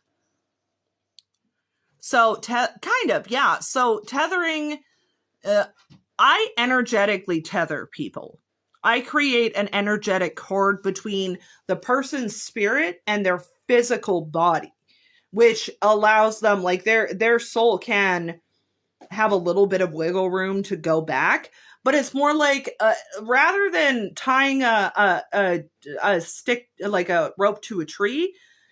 You know when you get those kids that have like the little animal backpacks that have the bungee snappy cord that you can like yank them back when they run away on you? I don't know if y'all's parents did that to you, but my parents had to, because I was fucking rowdy as a child, okay? It's like that. It's like putting something in place that will allow you to come back in. And if you have somebody, or if I have somebody that's astral projecting very, very, very heavily, I've already done that to Moose a couple times. And doing it inadvertently or not on purpose, that kind of a tether can be exactly what they need when they start to separate, and then like bungee cord them back to their body.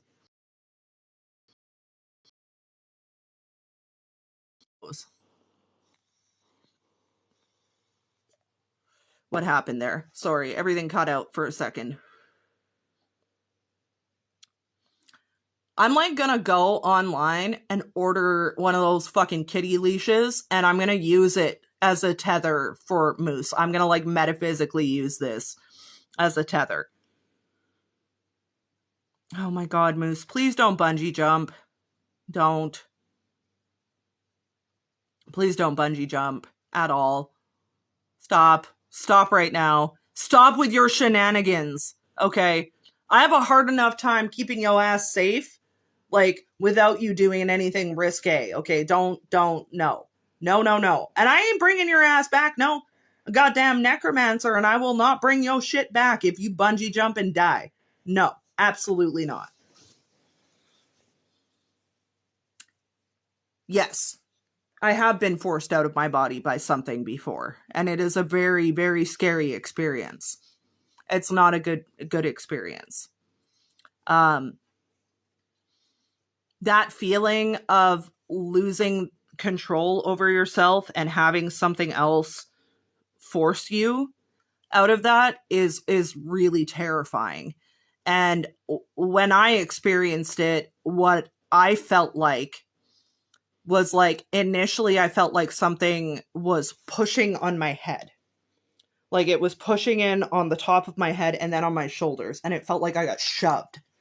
And I was like, hell no. What the fuck is this? And I was able to push myself back in and then resolve the situation. But it is very possible for it to happen, and it's very, very scary. And it's dangerous. But that takes a tremendously strong entity to do as well. That is not something that every entity that you encounter will be able to do.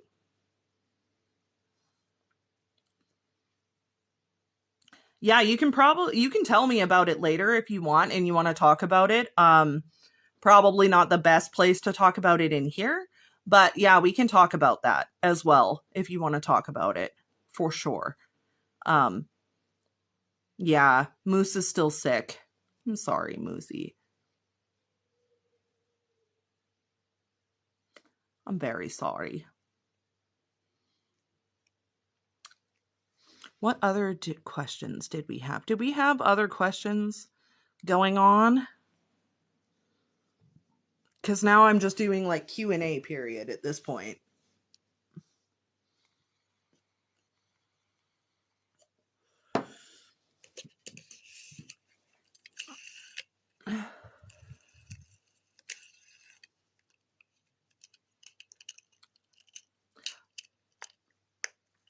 I'm trying to think of like what other stuff I should cover in this one without taking away too much from other topics. Because I am going to do more Sunday schools that are more in depth on specific things. So I'm trying to think of what else we can talk about right now. um, um, um, um.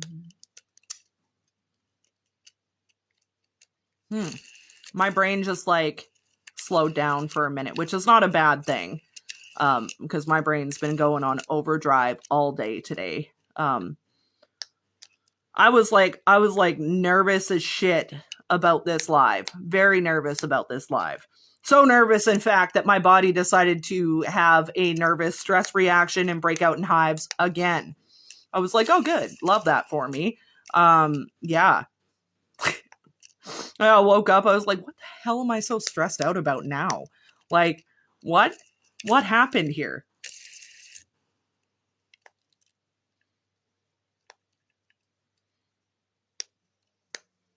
Let's hope they do. Let's absolutely hope they do. Not the stress hives. Yeah. Yeah. We love the good old stress hives, right? Love that for me. Only went through blood tests to figure out that I was like stressing myself out to the point where my body reacted to it. Yeah. Yeah, that was a good time. That was a great time. Love that for me. It's a really weird thing. I don't know why my body does this, but yeah, I wake up with ridiculous hives for no fucking reason. But they also show up when, right? I'm quite literally allergic to stress.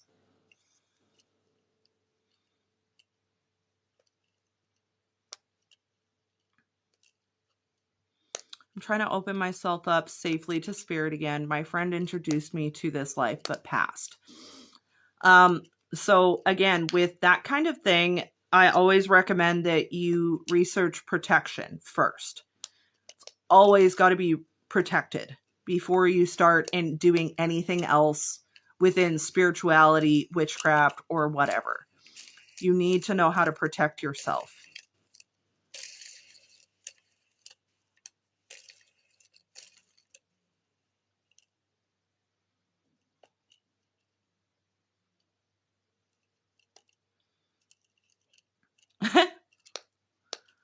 did you not get an offering for while you were ordering said pretzel?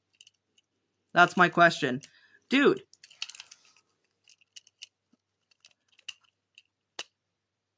What is happening with my Poptopus? I'm sad. That's the third hole.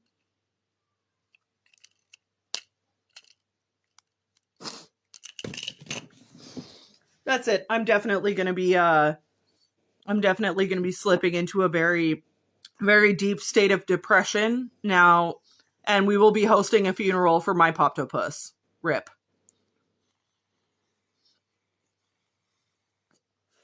You can't be hungry. I literally just fed you like at 5:45 when I brought you in the house.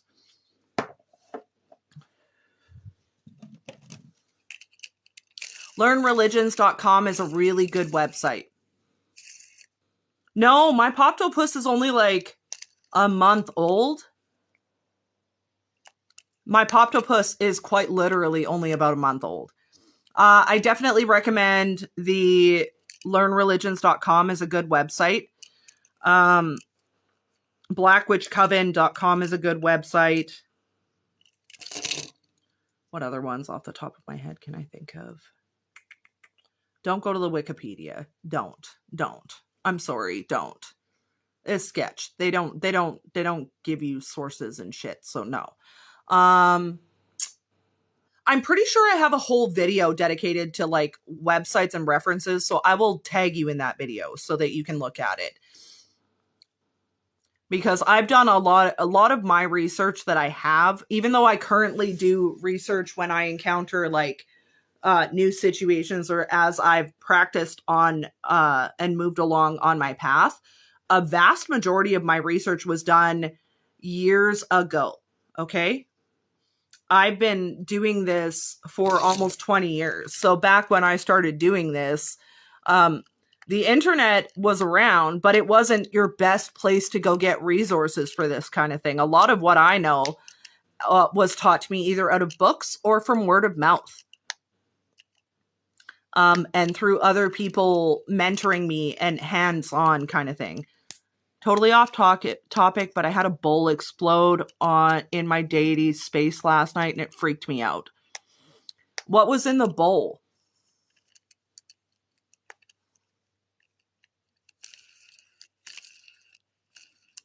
Was it an offering? Was it what was in the bowl?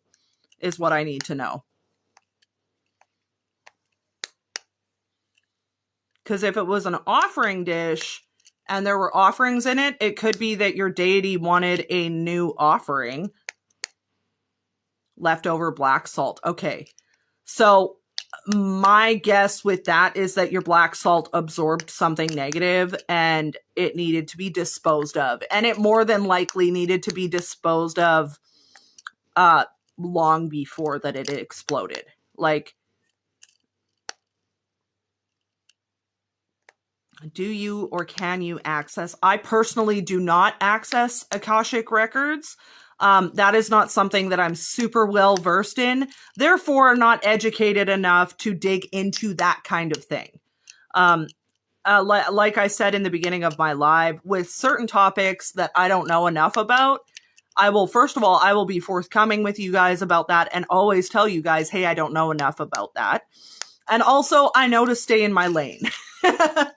So Akashic records being something that I don't know a lot about and that I've never really dabbled in, I can't recommend anything on that.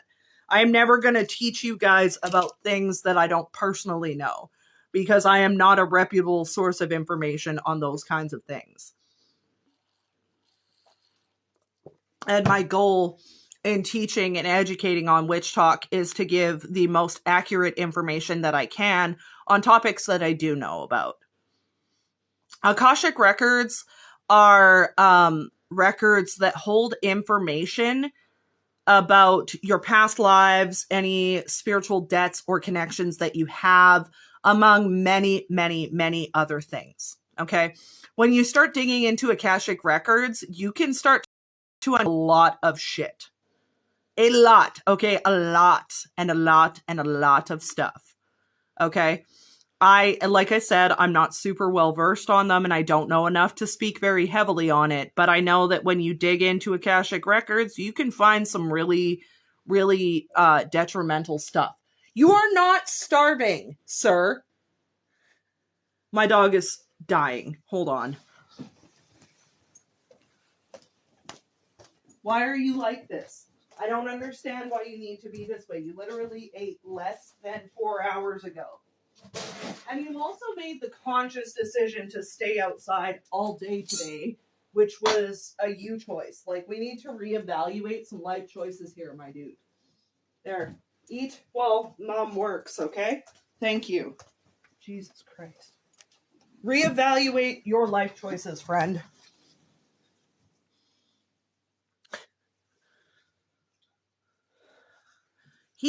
This dog is not starving by any means. Okay, this dog literally had his supper at 5:45. It's 9:30 at night now. I promise you, he's not neglected and starving. I swear he is not neglected and starving. Buddy over here eating his $120 dog food. He's not starving and he is not suffering.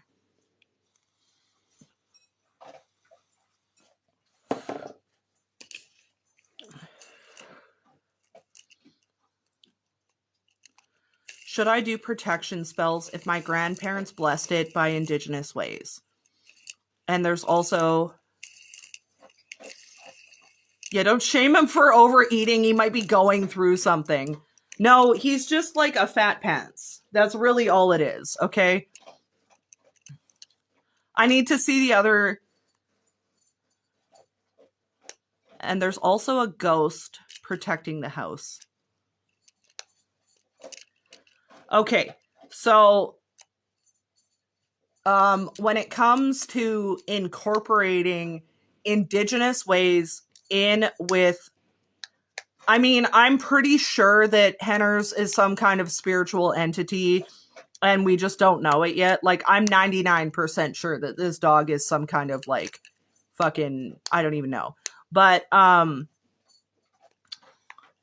okay, so when it comes to working with indigenous medicines within witchcraft, it is really, really, really important, okay? First of all, if you have protection placed on you by an indigenous person, you probably don't need to do too much extra for protection, okay? When it comes to working indigenous medicine in with witchcraft, I tell you to do so with great caution. Okay, great caution. Why? Because indigenous medicine is connected to a different kind of spirit than what we work with in the witchcraft realm. These medicines on their own have their own spirit. Okay? It's very heavily believed in indigenous teachings that each plant, each rock, each everything that exists on this plane has its own soul, its own spirit, and its own set of properties. Now, in indigenous medicine, to give you an example of what I'm talking about with this, okay? So, indigenous medicine, or my friend, you have a great night. Thank you for joining in. Yeah, no bungee jumping, please. Stay safe. Don't fucking astral project or anything tonight either, because I don't want to drag your ass back tomorrow. When it comes to working with medicine within the craft, it is very important to note that indigenous medicines don't work the same. Like, these herbs and plants and things don't have the same purpose in indigenous medicine as what they would have in witchcraft.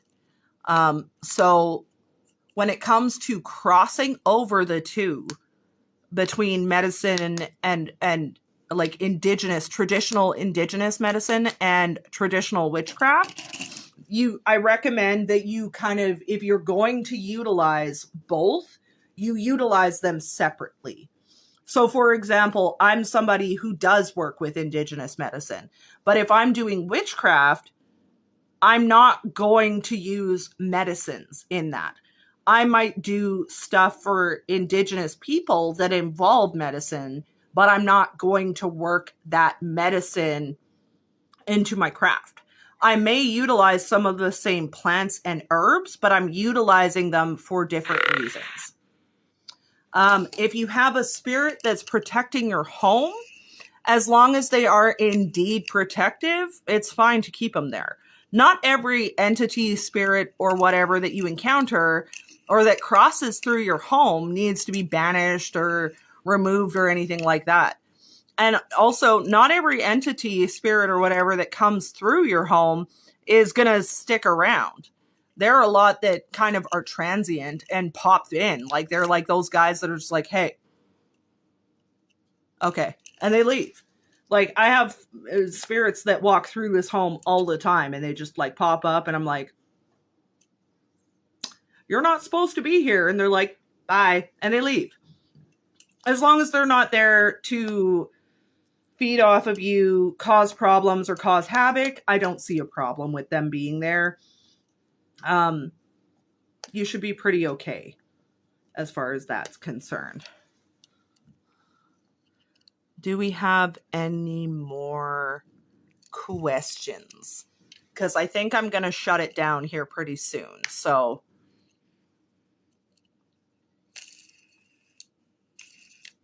yeah.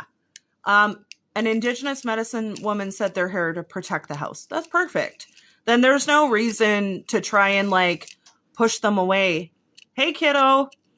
There's no reason to try and push them away or remove them if they are not doing anything that's not harmful or detrimental. Happy Samhain. Could your bunny be feeding off of you? Yeah. Your bunny has got something attached to it that's angry and not happy, and it could definitely be feeding off of you. Yeah. Like, that bunny gave me like shelf stable yogurt vibes.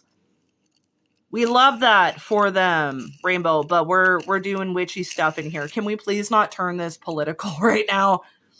It is just out of respect, okay? We've covered a lot of topics tonight, and I just don't want politics to come in and create kind of a clusterfuck.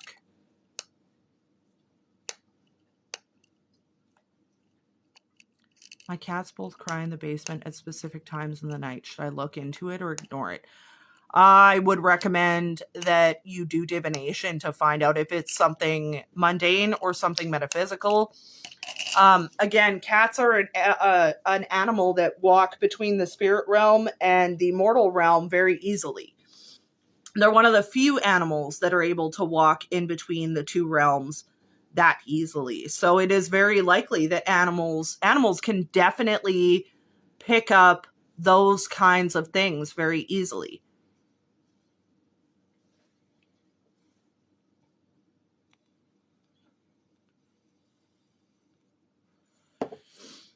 So, Rainbow, how do you celebrate Samhain as a pagan witch? We did talk about this very heavily in the beginning of the live, but one of the best ways that you can do that is by honoring your ancestors. And we talked about some really simple ways to do that. You can leave an offering, you can light a candle for them, you can do a dumb supper, which is where you set out a dinner and use that to honor your ancestors. It's very easy to do. Some of the things that are very heavily associated with Samhain is like grains and roots and things like that. Another good recommendation is honoring the cycle of life and death, because this particular season is very heavily about the cycle of life and death. This is the time of the year where it's the witch's new year, where the harvest has been brought in, where the trees and the plants and the leaves start to die. And death is not a bad thing. So I recommend lighting a candle and just honoring your ancestors. Leave them something simple like water or maybe a fruit, or if anything, if you don't have any of that stuff, just light them a candle. Be really, really polite, respectful. If you have particular family members that you want to honor, that is a really good time to do it. It convinced me that my sister gave it to me, and the same thing for my foster mom. That's weird. Yeah. That bunny of yours is like, it freaks me out, my dude. It really freaks me out. Like when we were on the live and you showed it to me, I was like, oh God. Like that's got something really not something necessarily painful, but very unsettled attached to it. And I'm concerned about the fact that it communicates with you. Full disclosure, that fucking concerns me a little bit because that is not great.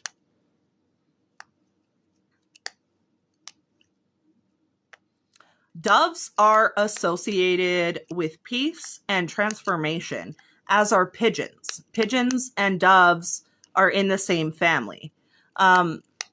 They're messengers and they're conduits, but most heavily when you see them, it is an indication that something peaceful or something that has been troubling you will be resolved.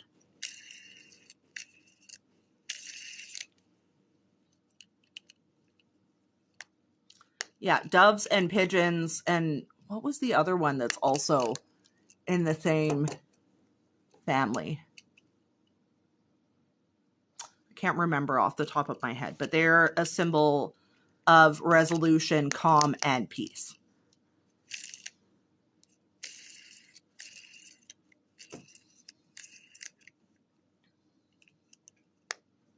As Hallelujah by Katie Lang comes up on my TV.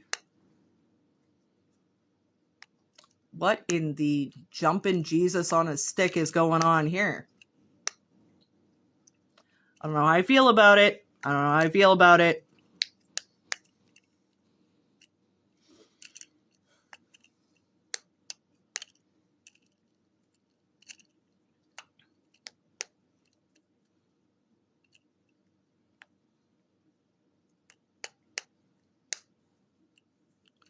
Crows and ravens are also spiritual messengers. So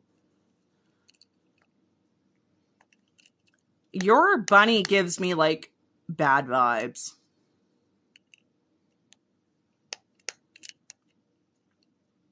Chicken strips. Hold on. All right, my friend. Thank you so much for joining us tonight. We are starting to wind down quite a bit here. So definitely thank you so much for being here and hanging out and learning and interacting and stuff. It was a really good time. Chicken strips. My friend, I'm going to need you to go and take a shower and go to bed. Okay? You really badly need to sleep and rest and cleanse. Okay? So go grab a shower and go to bed.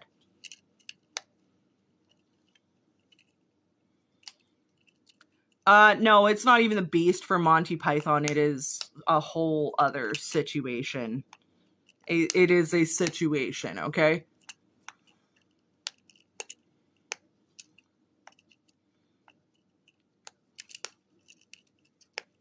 Tell Shane to finish carving the pumpkins and go to bed. Or I will tell Shane to finish carving the pumpkins and I will make you go to bed.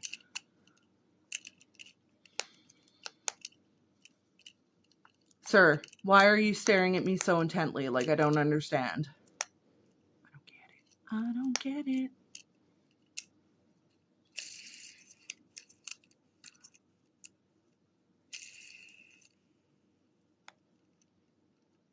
Is there something like exercise or fitness magic?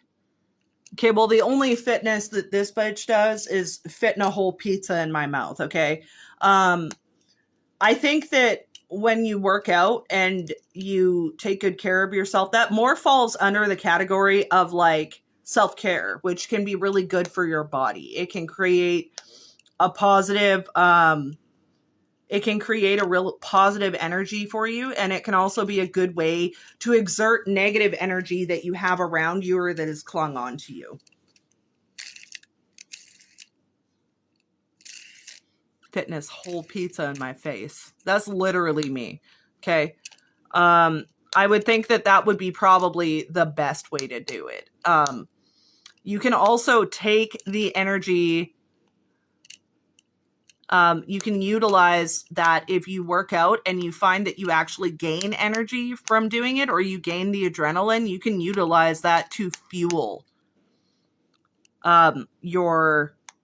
you can fuel your workings with that. If it creates the adrenaline and the endorphins that you need, it can be a really good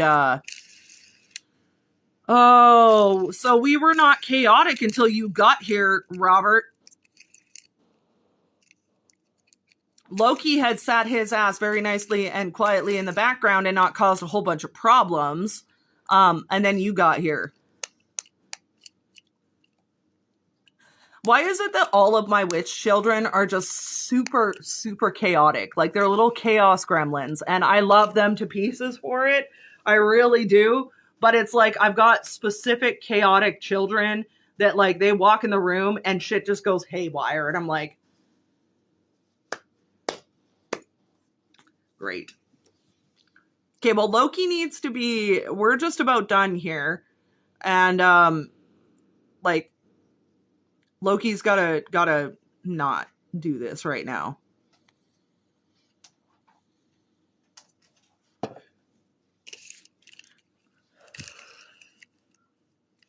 Freaking Loki. It's always Loki's kids, too. He always gives me his kids. He's like, here, have a new witch child, except it's my child, so it's gonna be really chaotic. I'm like, great. Thanks, Loki. Thanks a lot.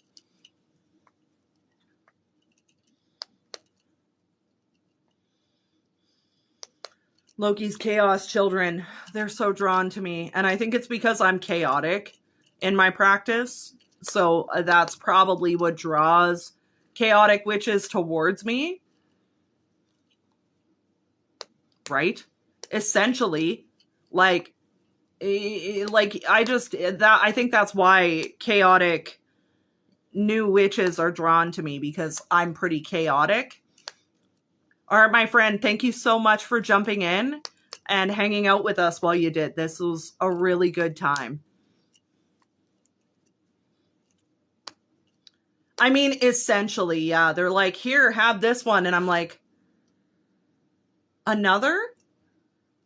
Another that astral projects when they're not supposed to, contracts fucking parasites, and just about burns their house down? Like, I'm pretty sure it's enough slices, okay? Pretty sure it's enough slices.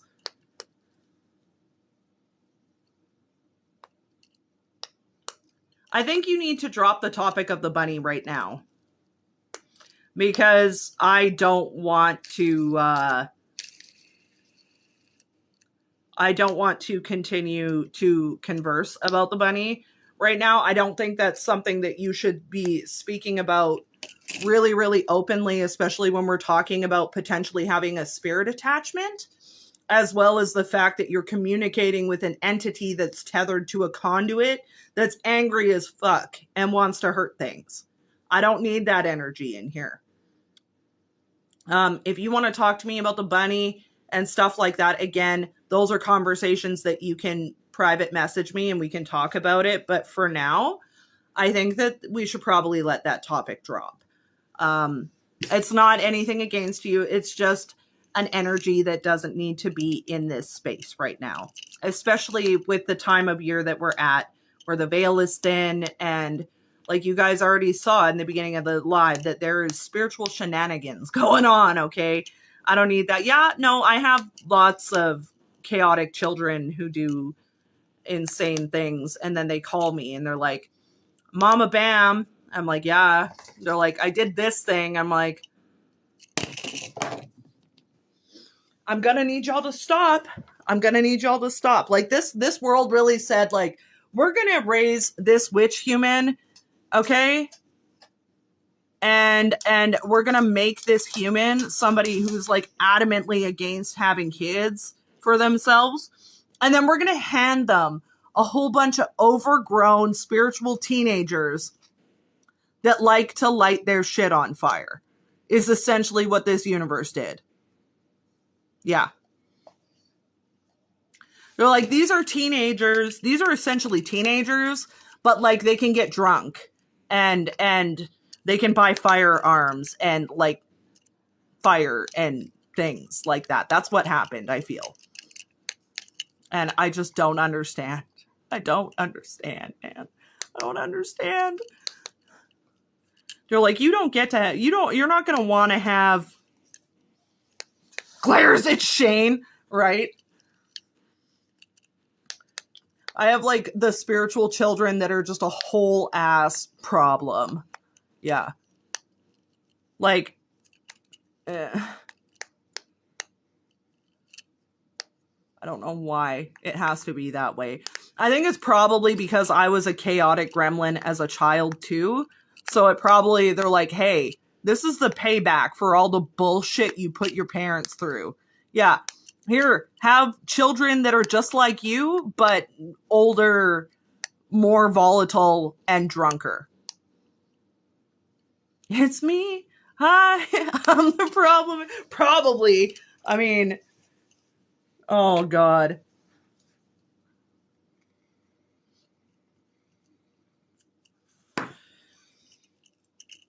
Yeah, like that's very much the vibe that I get from my situation with my witch children that I am guiding and helping. They're just all really super chaotic. Crickets. Oh God. I believe crickets represent good fortune. If I'm not mistaken, they're a sign of good fortune and things to come. However, if you find dead crickets, they're usually not a good thing.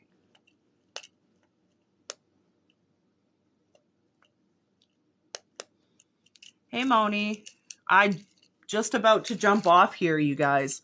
I have a lot of people that are coming in later in the live, and at this point, we're kind of sort of winding down for the night. I've been on here since 6, so I've been 4 hours almost on here now. Magpies and crows, as well as ravens, are signs of change and spiritual guidance. They are not ominous the way other people think that they are. And that is also applicable. So crows, ravens, magpies, and blue jays are all in the same family. They're all corvids. And they all represent sort of similar things. They are messengers from the other realm, usually indicating either that you have messages that need to be passed to you, or they are indicative of change coming in for you. Yes, to anybody who just jumped into the live and you guys have missed the majority of the live, I will be posting it to my YouTube channel in its entirety tomorrow. It'll be posted up by tomorrow night, and I do post all of my Sunday school episodes on my YouTube so that you guys can catch up if you miss it or whatnot. This has been a really, really good live, you guys.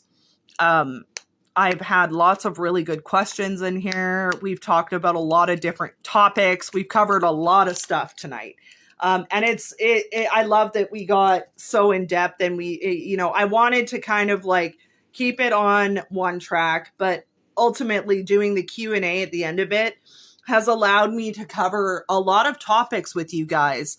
And give a lot of answers that you guys needed. And this was what I wanted, was to do the teaching part in the beginning and then do the Q&A kind of at the end of it, because it keeps things a little bit more on the ball and keeps things a little bit more streamlined.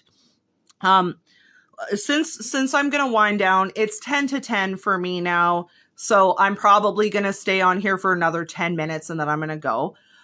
Just because I'm getting tired and I need to eat still, and yeah,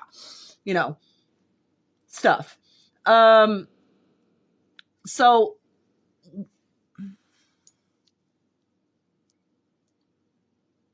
yeah, so magpies and corvids will do that.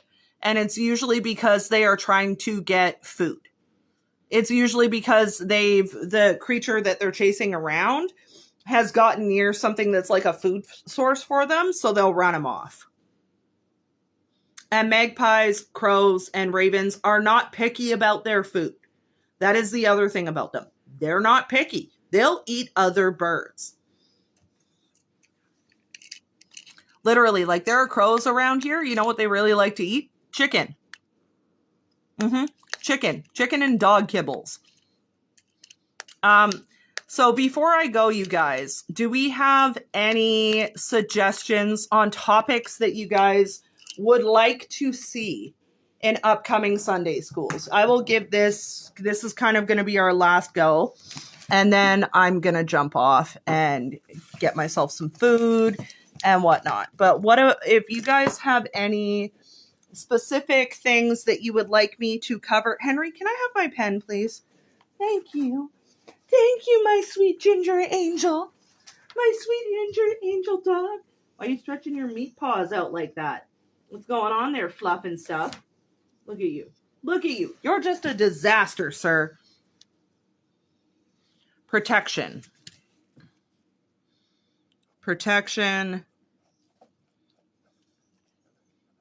Trailer park witchcraft. Okay.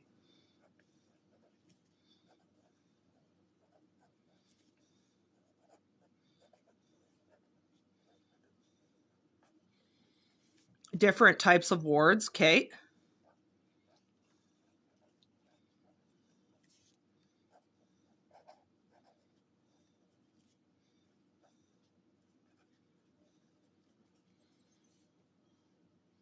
Witchcraft and poverty. That's a really good one.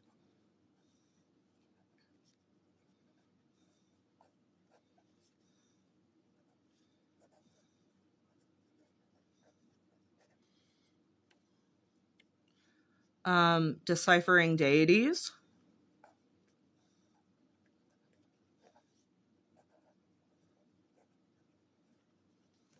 Okay. So deciphering deities is going to be something that we will cover in another episode, because that is going to be a lot of these recommendations that you guys just gave me. So the protection part and the different types of wards will probably be one class. The trailer park witchcraft or the witchcraft in poverty. Familiars. We can talk about familiar spirits for sure.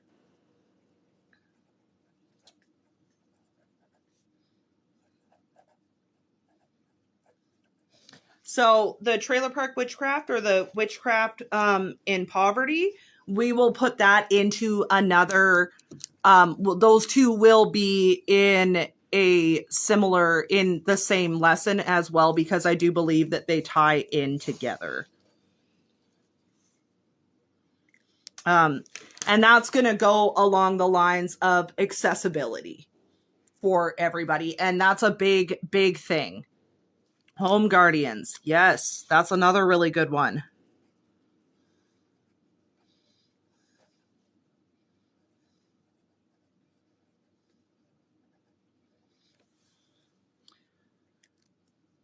I'm going to put home guardians and how to create one in brackets.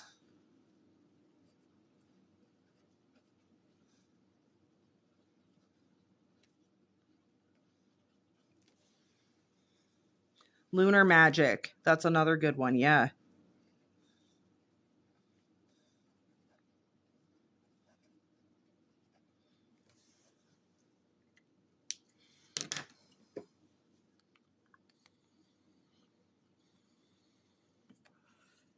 Oh, hey, Ida. How are you? You actually caught me right at the tail end. I'm just about to jump off here in the next 5 minutes. I'm just taking suggestions from people as to what they want to see in further episodes of Sunday School. But if you're interested in seeing what we covered in tonight's Sunday School, I will be posting everything to YouTube tomorrow, so you'll be able to watch it at your own leisure. Thank you for jumping in. Bree was live earlier as well for quite a few hours with me, and it was just incredible. She killed it. It was a lot of fun. Binding. Binding we can do as well, yeah.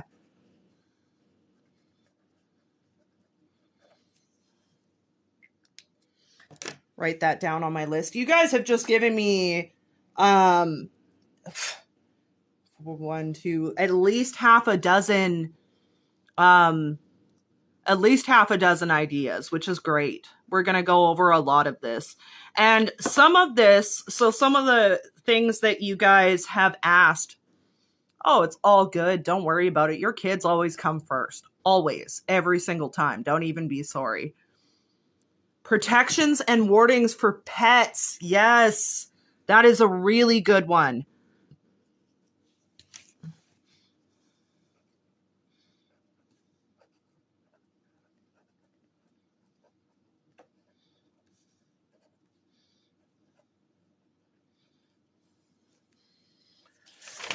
Okay, so let's talk about the baneful stuff and why or when I will teach baneful magic. So we're gonna have a little conversation about this. So baneful magic is something that requires a high level of protection and a high level of knowledge. So when I started, the whole basis of doing this school was to teach witchcraft from the ground up. So teach you guys from the very bare bones and then move up to the more advanced stuff. So if and when I do teach baneful magic in like, how do I say this? What word am I? Come on, brain.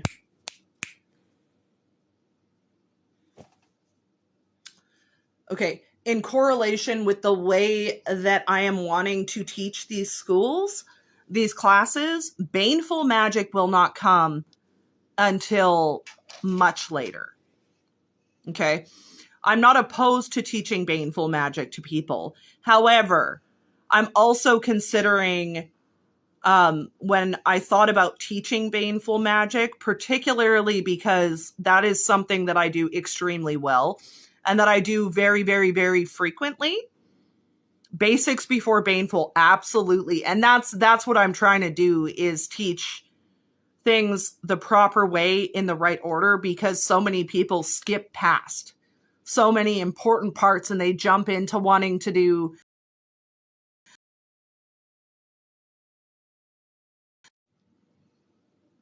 I'm freezing.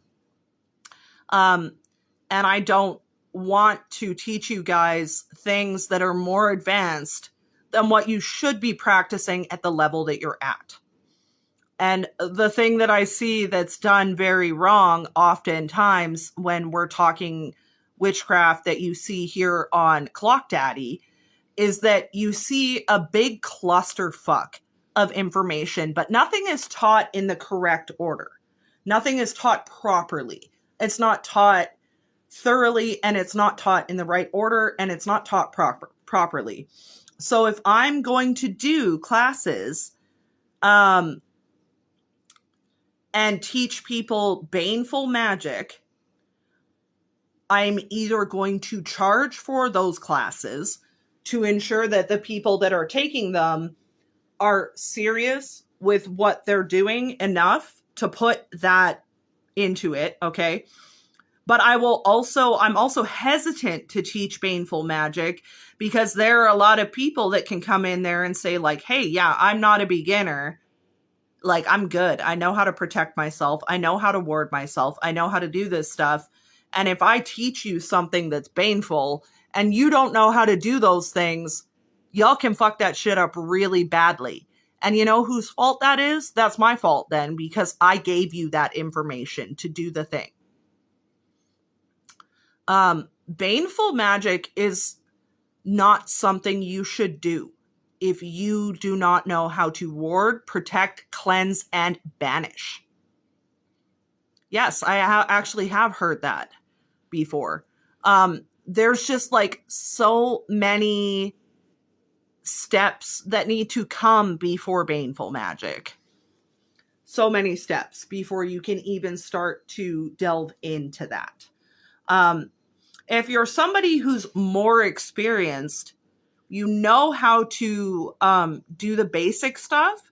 So you know how to ward, you know how to protect yourself, you know how to banish, you know your herbs and your correspondences and things of that nature. Okay. If it is stuff like that that you do know, and you can, and I can actually get confirmation that you know those things and you want baneful lessons from me, I would tell you to book a private lesson with me through my Etsy shop, because I do offer one-on-one lessons for people. They are more expensive, but I do offer private lessons that I do with people, or private mentorship. And I would be more willing to take a client in a private setting and teach them baneful stuff, as long as I know that they're very well prepared for it, rather than teach it on here where I have such a large, kind of like a very diverse group of witches within here. Well, I'm banishing on there as well. Yeah. Because there are some things that I would teach someone who is a more experienced practitioner in regards to baneful magic that I would never put out here for some of the people that I know are in this live learning from me. And I do practice baneful magic. Keep stupid people away from me spell. I will actually, chicken strips, I will make a note of that and I'll send you something. Keep stupid people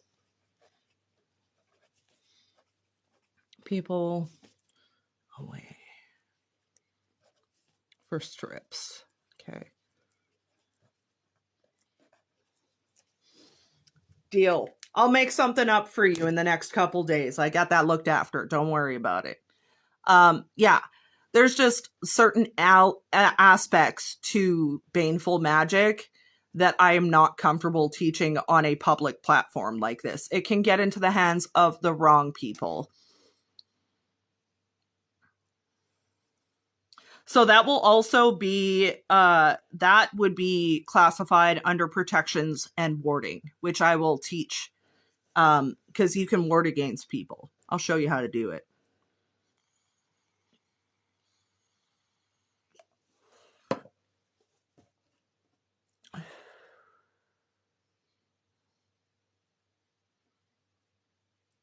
Okay, so do we want to make, I might actually turn that into a lesson, because I've now got 3 people who have asked for warding specific people away. So we can turn that into a lesson as to me teaching you guys how to ward against specific people and keep them out of your space. So I can do that for you guys. Absolutely. I will put on there that we got 4 requests for that, and I will make that into a lesson for y'all. A formal lesson. Yeah. Yeah, we can do that. I can teach you guys that kind of thing.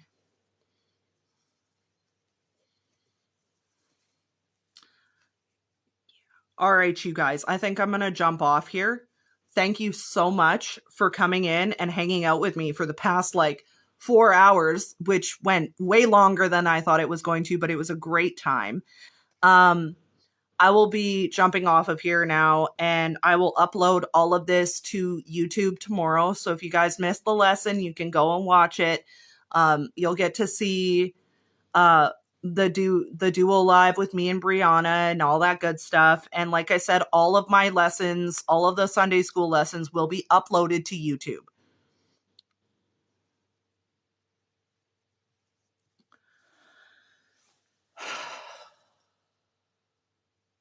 Why do you guys give me such chaotic spiritual children? Why?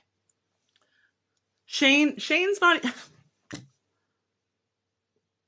I'll text you about that later, Shane.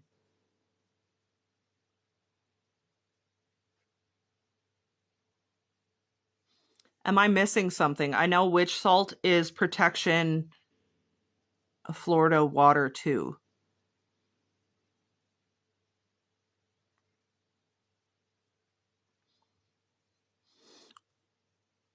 I'm confused as to what the question is with that.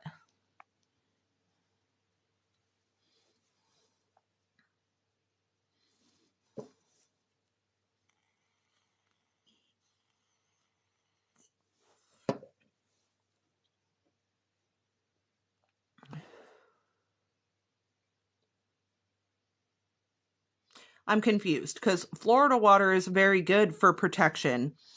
But witch's salt, there are, like, to say witch's salt, there's a great deal of different varieties of salts that you can use within witchcraft. So if you're referring to black salt is very good for protection, yes. Even normal salt is really good for protection.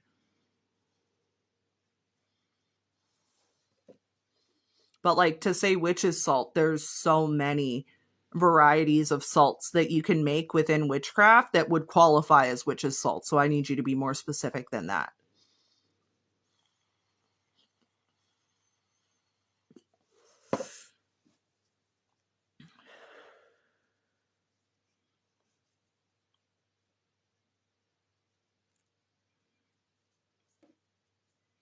Me just casually tearing holes in the netting on my dress.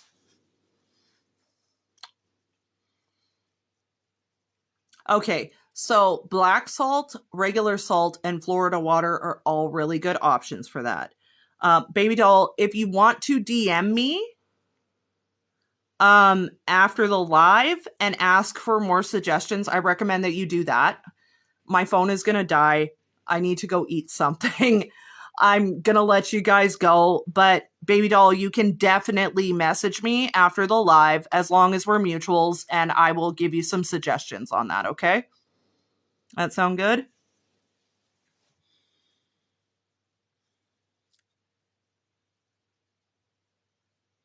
All right, you guys, I am going to jump off here. I will see you guys next Sunday for another episode of Sunday School. We will go over protection in our next one. That's going to be what we're going to go over. I think we're going to do protection and warding in our next lesson because that's the most important thing you guys need to learn.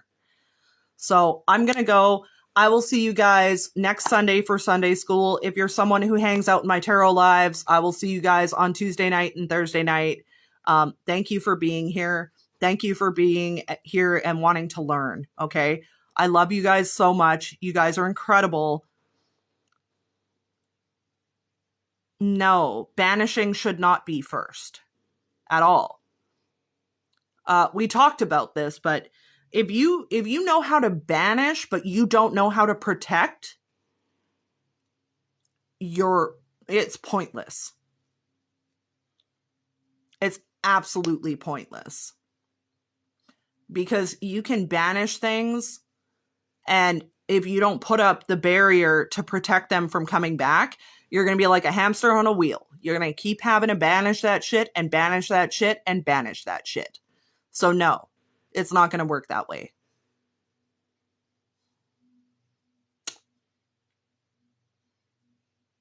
Okay, you guys, I'm going to go. I will see you guys next time for more Sunday School, and we will learn more things. Thank you for being here. It was a lot of fun. Everybody have a blessed Samhain. Stay safe, and I will see you guys next time. Okay, I love you. Bye. Goodbye, my friend.